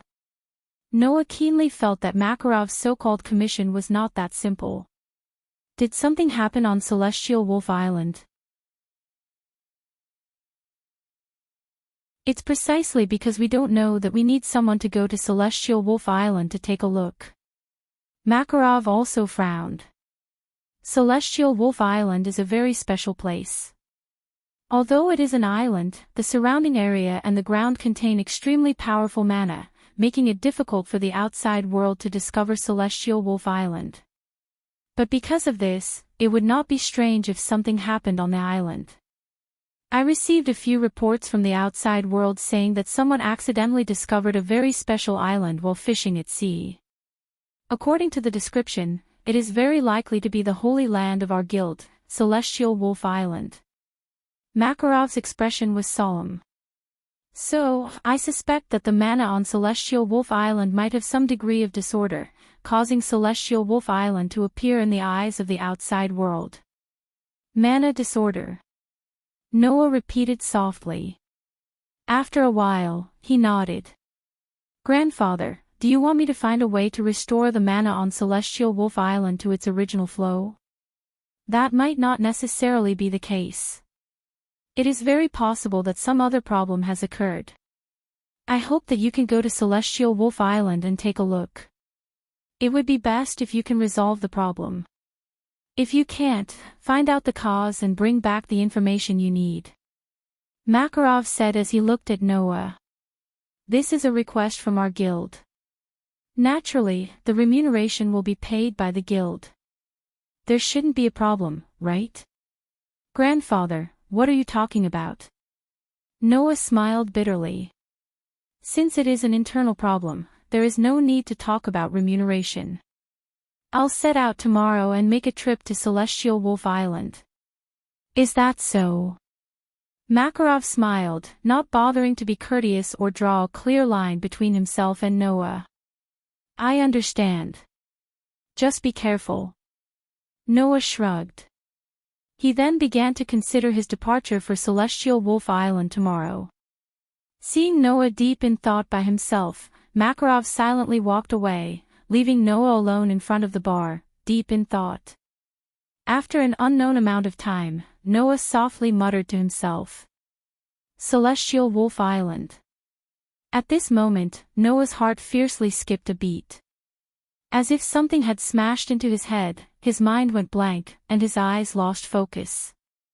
Then, Noah felt his consciousness gradually drift away. Vaguely, Noah saw such a scene. Before him was a boundless sea. On the sea was an island. It was an island with a very peculiar appearance. On this peculiar island, a gigantic tree with a crown that was 2/3 the size of the island stood in the center. It was as if two islands, one big and one small, were stacked on top of each other. Just based on its appearance, it was very easy to think of a place like paradise. Under the gigantic tree, there was a large forest. In the forest, there were many peculiar creatures. There was a creature that looked like a boar, but was taller than a building. There was a creature that looked like a dinosaur, but could walk on two legs. There was a creature that looked like a gorilla, but had a tongue that was longer than a snake. There was a creature that looked like a bird, but had no wings at all. It relied on crawling to move. All kinds of peculiar creatures gathered on such a peculiar island, turning the originally peculiar island into a dreamy paradise, making one's heart surge. Then, the scene in front of Noah changed again, into another place. That should be one of the places on the island. Noah didn't know where this place was, but he clearly saw it. At the very front, there was a tomb. On the tomb, there was a tablet. In the middle of the tablet, there was something that was burning like a golden flame. Something that made Noah's heart tremble was suspended inside. A feather. To be precise, it should be a broken and dim feather. It was such an inconspicuous feather, but it made Noah's emotions fluctuate the most in the 7 years since he was born. That was because Noah had seen the same thing before. Furthermore, it was more than once. It was in the white dream that Noah often had. Noah suddenly woke up, and the focus in his eyes converged at an extremely fast speed. His brain also returned to the state of operation, but his heart was still beating violently. Ha! Ha! Ha! As if he had just had a nightmare, Noah was sweating profusely and gasping for breath. He covered his forehead, and his eyes were constantly fluctuating. Just now. What was that? This sudden experience made Noah stay in place for a long time, and there was no way for him to return to his senses. Illusion. Although he said so, his intuition told Noah that the scene he just saw was definitely not an illusion. After a long time, Noah calmed his breathing, raised his head, and looked through the window, into the distance. Heavenly Wolf Island.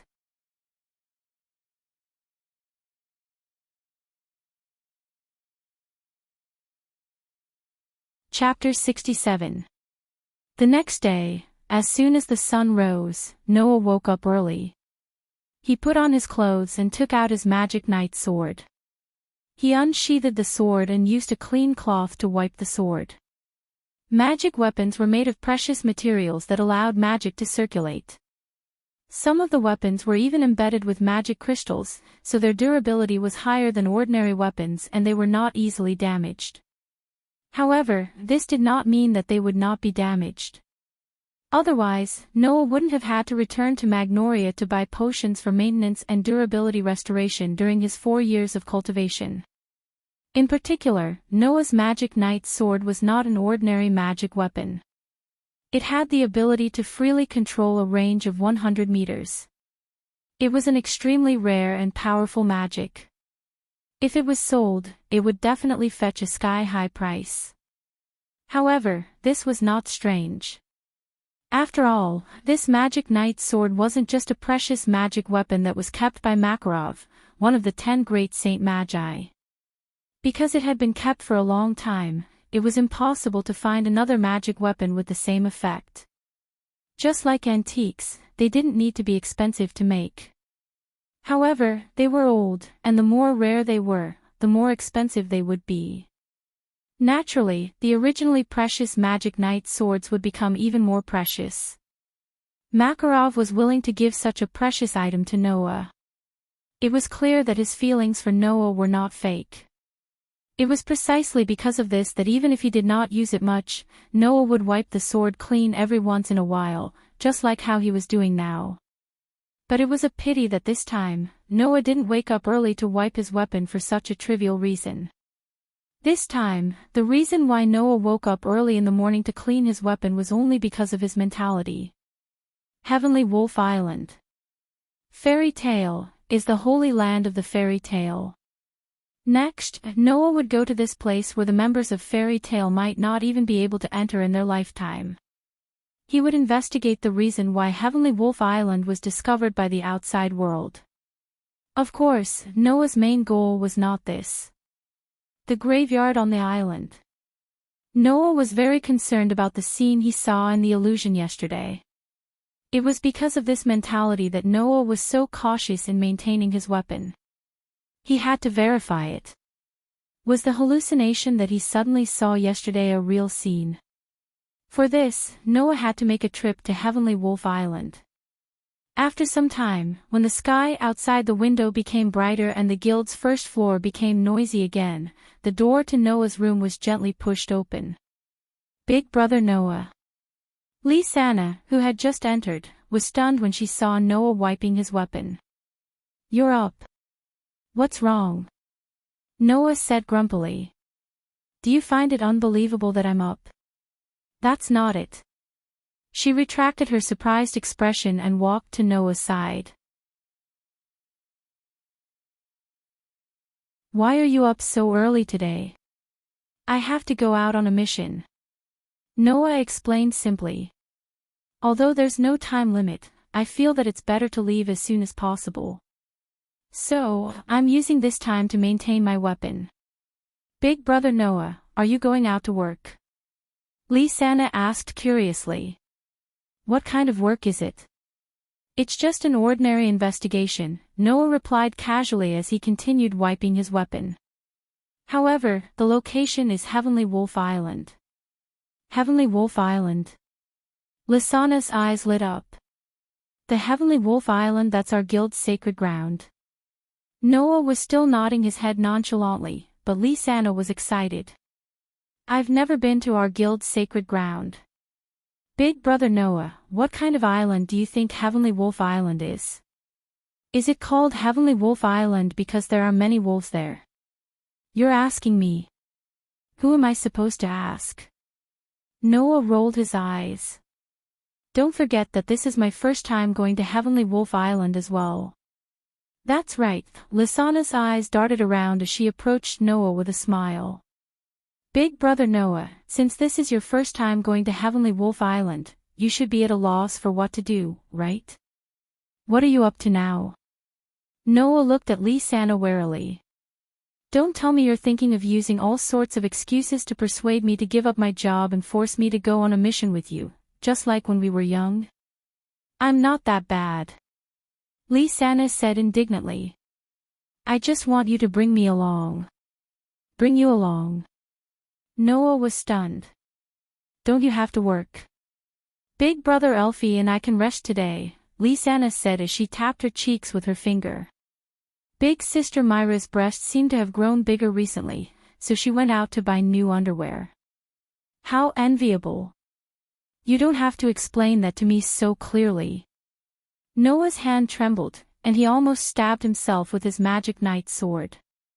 This made Noah angry and annoyed. If Mira finds out that you're revealing her private secrets like this, you're dead meat. Hee, big sister Mira loves me the most. She won't do anything to me.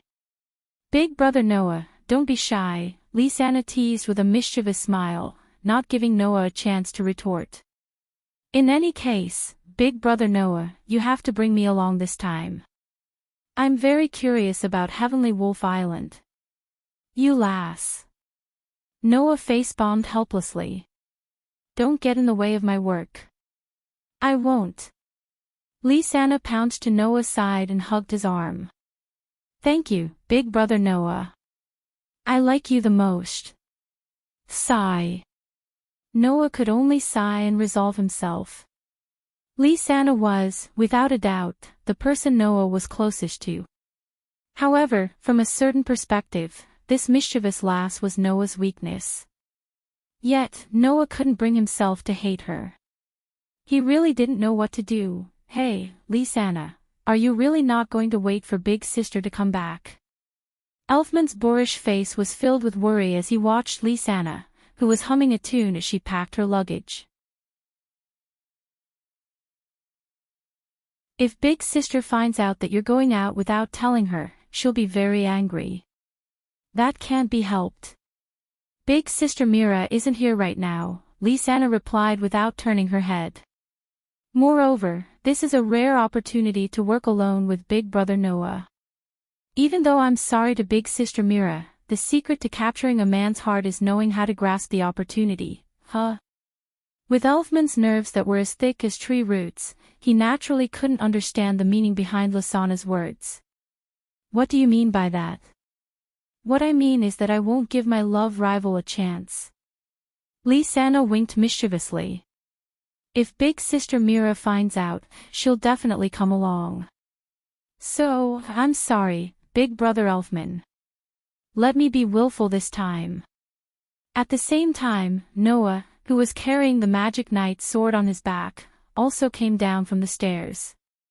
He shouted weakly as he walked out of the door. Lysana. I won't wait for you if you don't come. I'm coming. Lysana hurriedly picked up her bag and chased after Noah. That's it, Big Brother Elfman. Goodbye. Lysana. Be careful. Elfman hurriedly shouted at Noah and Lysana's backs. Noah. I'll leave Lysana to you. Got it. With that reply, Noah and Lysana walked out of the guild's doors and disappeared into the sea of people outside. Wait. Mira only appeared when the two disappeared into the sea of people. She looked at Noah and Lysana's disappearing figures with a face full of anger. Remember this. Era. Katana, who was drinking, sighed with emotion. It's good to be young.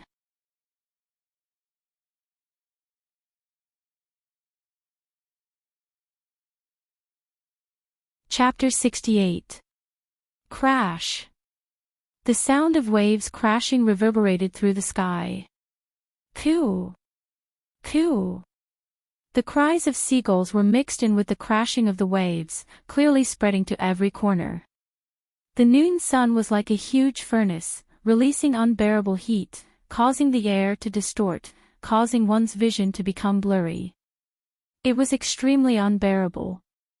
In such an unbearable environment, a ship that was neither too big nor too small, but was the size of an entire floor of a building, slowly sailed over from afar. It swayed up and down along with the rolling waves, moving straight ahead. Noah and Lisanna were on the deck of the ship. However, their attire was completely different from when they first set off. At this time, Noah was only wearing a pair of shorts. His strong and powerful bulging muscles were directly exposed to the air. He stood at the bow of the deck and looked into the distance. Behind Noah, Lisanna was sitting on a chair. She was wearing a white bikini swimsuit that matched her hair color very well. The edges of the swimsuit were inlaid with patterns, giving people a feeling that it was not too sexy. Instead, it was more of a cute and playful style. It's so hot. Lisanna held a bottle of iced drink to her face. She could feel the coldness gradually fading away. Her delicate and cute face was covered in sweat while a faint blush appeared on it due to the sun's exposure to it. Why is it so hot? Noah, who was standing on the deck, was also sweating profusely under the fierce sunlight, but his expression was not as gloomy as Lisanna's.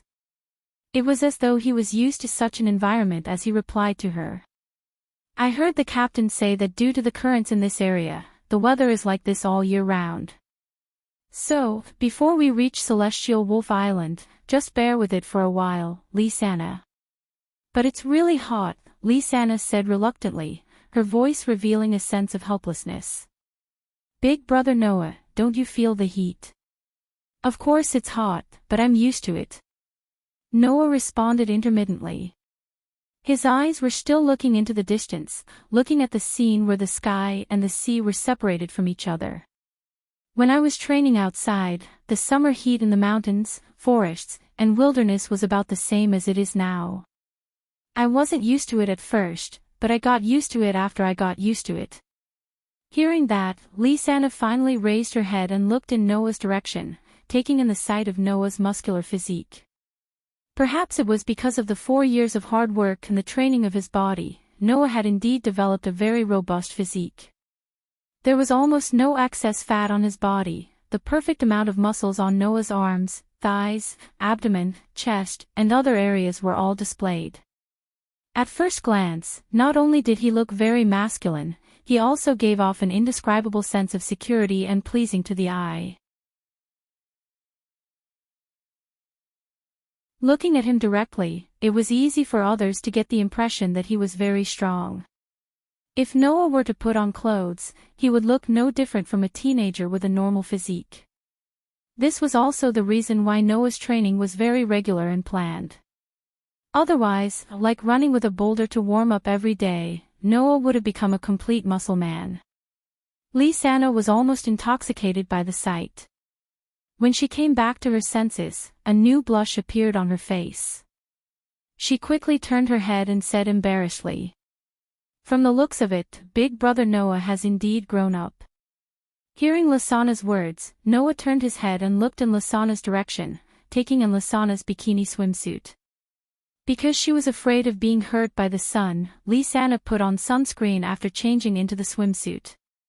Now, under the illumination of the sun, Lisanna's skin, which was covered with sunscreen, revealed an extremely white luster. Although it couldn't be said to be as white as snow, it shone like a pearl, attracting the eyes of others. Her figure wasn't tall, but it was very well proportioned. Her chest wasn't full, but under the contrast of the swimsuit, it was constantly showing off her existence.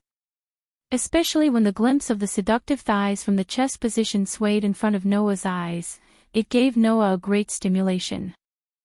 So, even if Noah wasn't shy to the extent of blushing like Lysana, he couldn't help but look away with an uncomfortable expression. "You're the same, aren't you?"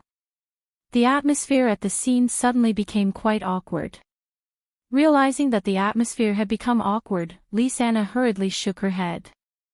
Just as she was about to use her mischievous ability to change the topic, she inadvertently caught a glimpse of the scene in front of the ship. After being stunned for a moment, she stood up and pointed forward. "Big brother Noah. Look there." Hearing Lysana's pleasantly surprised words, Noah turned his head almost subconsciously. Then, like Lysana, he was stunned for a moment. On the sea not far in front of the ship, there was a strange island there. It was an island, and there seemed to be a smaller island stacked on top of it. In the center stood a very tall and sturdy tree with a very magnificent crown. Noah saw such a strange island yesterday. It was in the sudden illusion. Serious tree. Looking at the huge tree, Noah murmured. "Looks like that Sirius Island. Are we finally here?"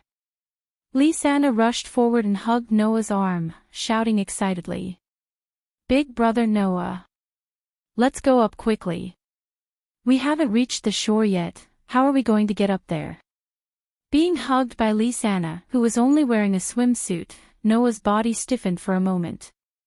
Feeling the soft and smooth skin on his arm and the unusually stimulating softness, he raised his voice a little. "At least wait until the ship reaches the shore. This ship is too slow. Let's watch me." Lysana didn't know if she had noticed Noah's unnatural behavior, but she let go of his arm and her beautiful body in her swimsuit spun in front of Noah. "Take over." Suddenly, a dazzling light burst from Lysana's beautiful body, illuminating Noah's face. Whoosh! A pair of wings appeared from the light and flapped vigorously. The next moment, a black shadow rose from the light and flew into the sky. It was a bird with beautiful green feathers. The size of a bird was about the same as a human's, but when it spread its wings, it was at least twice the size of a human. The bird circled in the sky once before descending and flying to the front of the ship, reaching the same height as the deck. Then, Lysana's voice sounded from the bird's mouth. "Let's go. Big brother Noah. I'll take you there." Seeing this scene, Noah was a little surprised. "I didn't think that after 4 years, Lysana would be able to accept the soul of an animal of this size." Evidently, Noah wasn't the only one who had worked hard to train and grow in the past 4 years. Everyone else was also growing at their own pace, including Lysana. Thinking of this, Noah smiled knowingly. He stomped on the ground and leaped up, landing firmly on the back of the bird that Lysana had transformed into. "Let's go. Sit tight."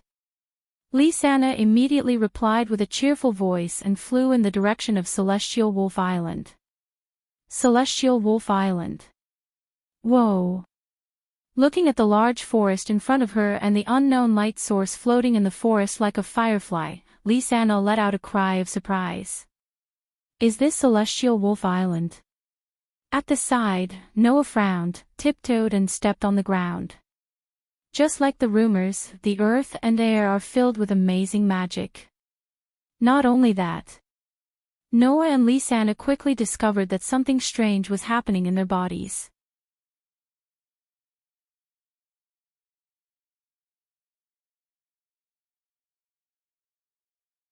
Chapter 69. Hey, big brother Noah.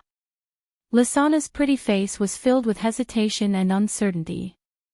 Did our mana get stronger? I thought it was just my imagination. Noah closed his eyes and felt the vast sea of mana in his body before nodding. Although it's only a very small amount, I can feel that my mana has indeed gotten stronger. Big brother Noah already has a very strong mana, so it's not strange that your mana has grown so little. However, I feel that my mana has increased by about 1/10, Lysana said in surprise. Could it be that this is also because we've entered Celestial Wolf Island? That's probably it. Noah turned his gaze to the huge tree in front of them, the towering celestial wolf tree at the center of Celestial Wolf Island. I can feel that the mana in our bodies is being transmitted from the direction of the celestial wolf tree. It should be a blessing from the celestial wolf tree. To be more precise, it should be a blessing from the celestial wolf tree for the members of Fairy Tale. There was one more thing that Noah didn't say.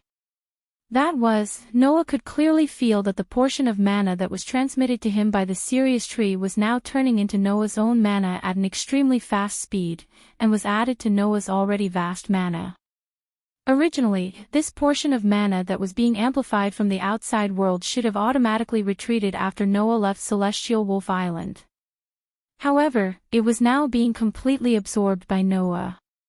As for the reason, Noah also knew. 4 years ago, Makarov had said that Noah's constitution was very special, possessing 3 unique characteristics. The first was that he was immune to and could eliminate all negative effects and side effects that indirectly affected Noah's body. The second was that he could absorb all powers that didn't originally belong to Noah into his body, including powers that didn't originally belong to Noah. The third was that he could recover his own mana. Now, the magic that had been amplified by the Sirius tree after entering Sirius Island should have triggered the second characteristic of Noah's constitution. Therefore, all of that mana was tyrannically taken over by Noah's special physique, and benefited the possessor, namely Noah himself. Although the increase in mana was nothing to Noah, who had a relatively strong mana to begin with, it would take a person 1 or 2 years of cultivation to obtain this amount of mana. For Noah to be able to obtain such benefits out of thin air, it was already not bad. At this moment, Noah relied on his outstanding sensory ability to sense that something was wrong. For a period of time, the astonishing magic power contained within the Heavenly Wolf Island suddenly seemed to become chaotic and began to flow chaotically. This is... Noah was surprised. He squatted down, put his hand on the ground, and began to sense seriously. Seeing this, she understood that Noah had begun his work and seemed to have discovered something. She immediately shut her mouth and watched silently from the side.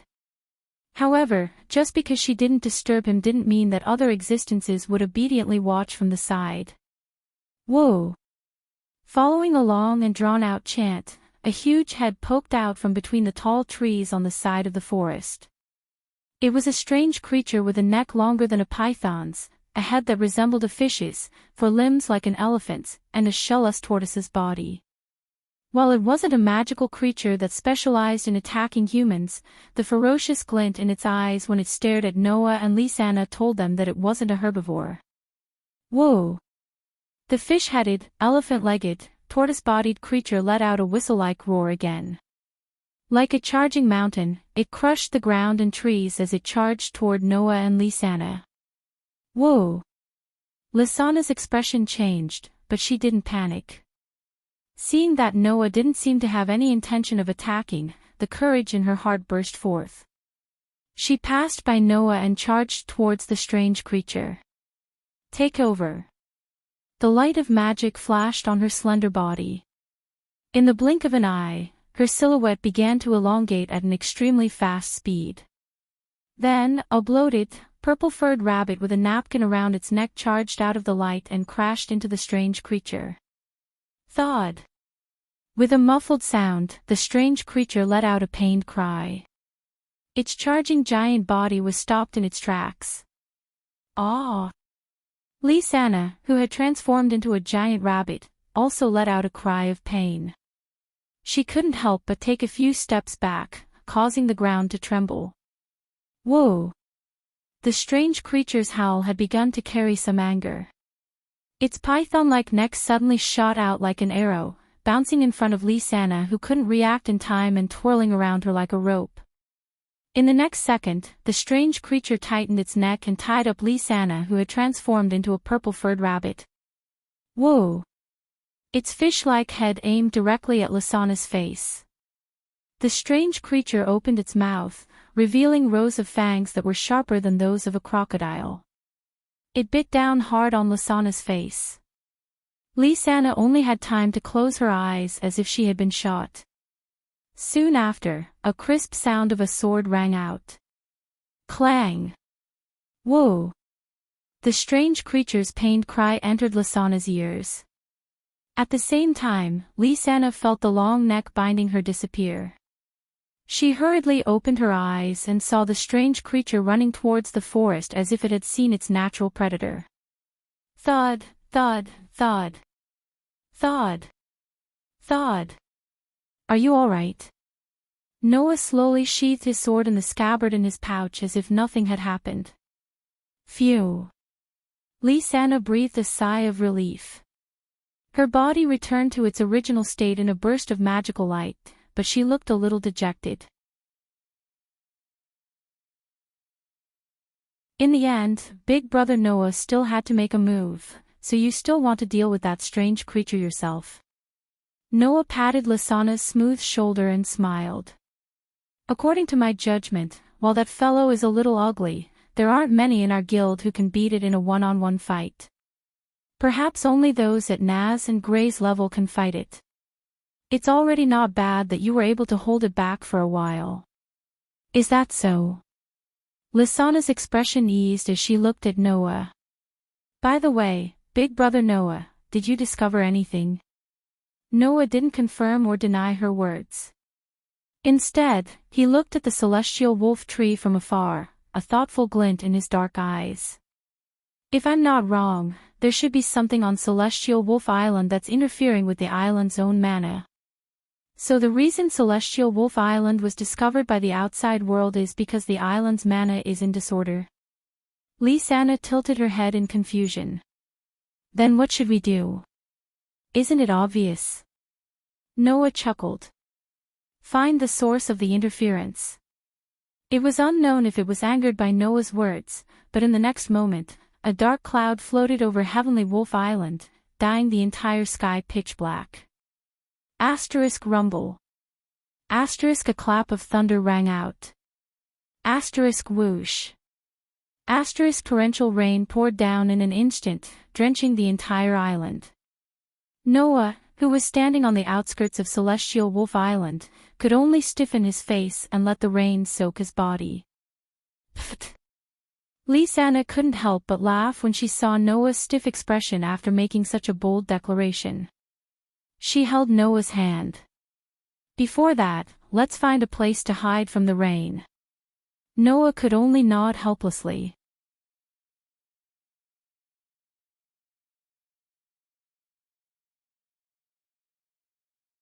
Chapter 70. Rumble. The pitch-black rain clouds shrouded the sky above Heavenly Wolf Island, and deafening thunderclaps resounded one after another. Whoosh! The downpour didn't seem like it was going to stop anytime soon. Instead, it was getting heavier and heavier. In the forest, Noya and Lysana didn't use any superhuman speed to travel. Instead, they ran forward at a speed that ordinary people could match, so as to avoid wasting unnecessary energy. Not long after, Noah and Lysana finally entered the canopy of the celestial wolf tree. Thanks to the tree's canopy, the downpour had lessened quite a bit. It was almost like a light drizzle now. Because of that, Noah and Lysana didn't want to find a cave to hide in. Instead, they went under a tree to avoid the rain. With the help of the Sirius tree and this relatively large tree, the downpour was completely blocked out. Ha! Lysana took a deep breath and shook off the water on her arms as she complained. Thankfully, I wore a swimsuit when I came. I didn't have time to change after I got on the island, or I'd be all wet. Noah shrugged his shoulders and took out a towel from the duffel bag hanging on top of the knightly sword bag. He helped Lysana dry her hair. Even so, your body is still wet. If you don't dry yourself, you'll catch a cold. Hee hee. Lysana chuckled sheepishly, but she didn't reject Noah's action of helping her dry her hair. There seemed to be a happy expression on her reddish face, and it was clear that she enjoyed Noah's service. When the time comes, can't I get Big Brother Noah to take care of me? I don't have that much time to take care of someone who's going to catch a cold. Noah knocked her on the head, ignoring her cries of pain. He didn't help her dry her hair and just sat on the ground. If you catch a cold, you'll only cause trouble for Mila and Elfman. Lisanna puffed up her cheeks and stuck her tongue out at Noah, making a funny face.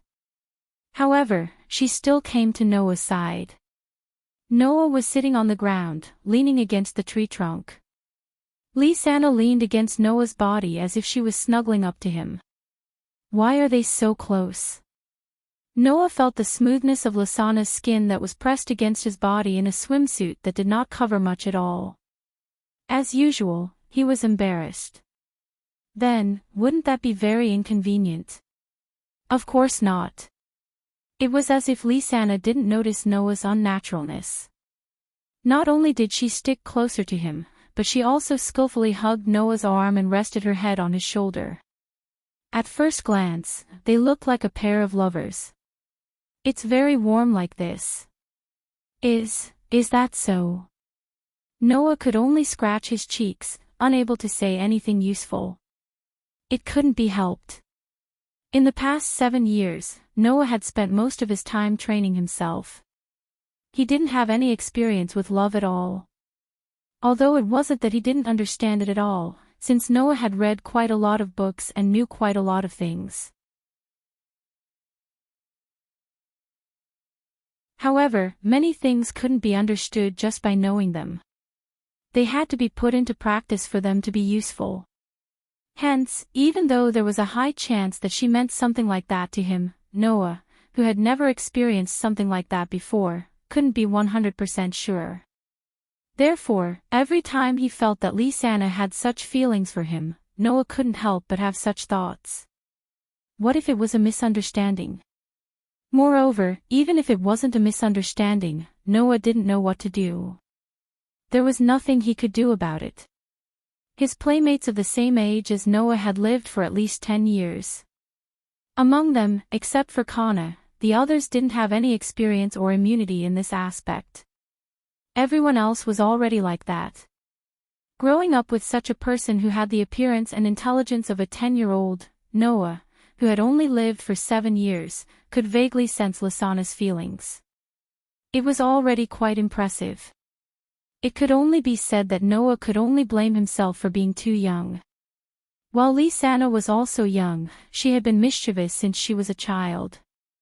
She was very precocious. The attacks launched by such a person caused Noah to be constantly distressed and helpless. Of course, Noah didn't know that now. In the future, he would be grateful for this experience of interacting with Lisanna. It would allow him to not perform too badly in all sorts of situations in the future. Not knowing how complicated Noah's feelings were, Lisanna closed her eyes as if she had already fallen asleep. She leaned on Noah's shoulder with a smile on her face and a look of bliss on her face. After a while, she suddenly spoke. After a while, she suddenly said, "Actually, I've always been very grateful to Big Brother Noah. You're grateful to me?" Noah was stunned. Ever since we were young, Big Sister Mira, Big Brother Elf, and I only had each other by our side. Lisanna closed her eyes tightly as if she was immersed in her memories. We lived in a very, very ordinary small village.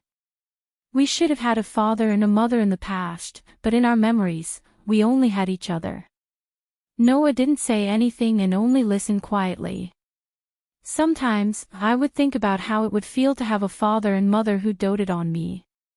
I don't know what Big Sister Mira and Big Brother Elf were thinking, but I didn't feel lonely at all. Lisanna's tone became gloomy. Everything changed when Big Sister Mira came into contact with the demons of the church in the village and awakened the receiving magic. From then on, not only did Big Sister Mira not smile, but she also rarely spoke. I know that Big Sister Mira has always blamed herself. She felt that she had implicated us and caused us to be chased out of the village. Big Brother Elf also became a little timid because of this, Lisanna said with a bitter smile. Seeing big sister Mira in so much pain and big brother Elf always being afraid of being ostracized by others, I really didn't know what to do. That's all in the past, Noah said when he heard the pain in Lysana's voice. Now, you won't have that experience anymore. Yes. Lysana's sadness dissipated, and she looked up at Noah with bright eyes. And the person who changed everything and saved us was Big Brother Noah. That's not it. Noah shook his head. I just happened to know a little more than you and invited you to join Fairy's Tale at the right time. Even if I didn't appear, you would have known the truth about the power in Myra's body sooner or later. But in the end, the person we met was none other than you, Big Brother Noah. Lysana reached out and held Noah's face, turning his face to meet hers. It was Big Brother Noah who saved Big Sister Mira. It was Big Brother Noah who stopped Big Brother Elf from becoming a coward. It was also Big Brother Noah who brought us into the guild and gave us companions and a new life. To us, Big Brother Noah is such an existence. Big Brother Noah. Lysana's voice became a little emotional. Actually, from that time onwards, ding. Just as Lysana was about to pour out her feelings to Noah, a strange sound interrupted her. Both Noah and the excited Lysana were stunned and turned to the side. Then, Noah and Lysana widened their eyes. Not far away from the two of them, a figure was standing in the rain. She was a very cute little girl about 12 or 13 years old. The girl had a pair of dark green eyes and a pair of small wings on her head. Her long golden hair was very curly and thick, and she wore a thick cloak-like dress. Looking at the extremely cute and beautiful girl, Noah and Lysana were dazed. You're tuning into the LoveLore Library YouTube channel. We're so grateful for your support and don't forget to subscribe to join us on this incredible journey through captivating stories. Your generosity through donations truly makes a world of difference, as it's the primary source of revenue that allows me to expand and enhance this channel for you. Thank you from the bottom of my heart for being a part of this adventure.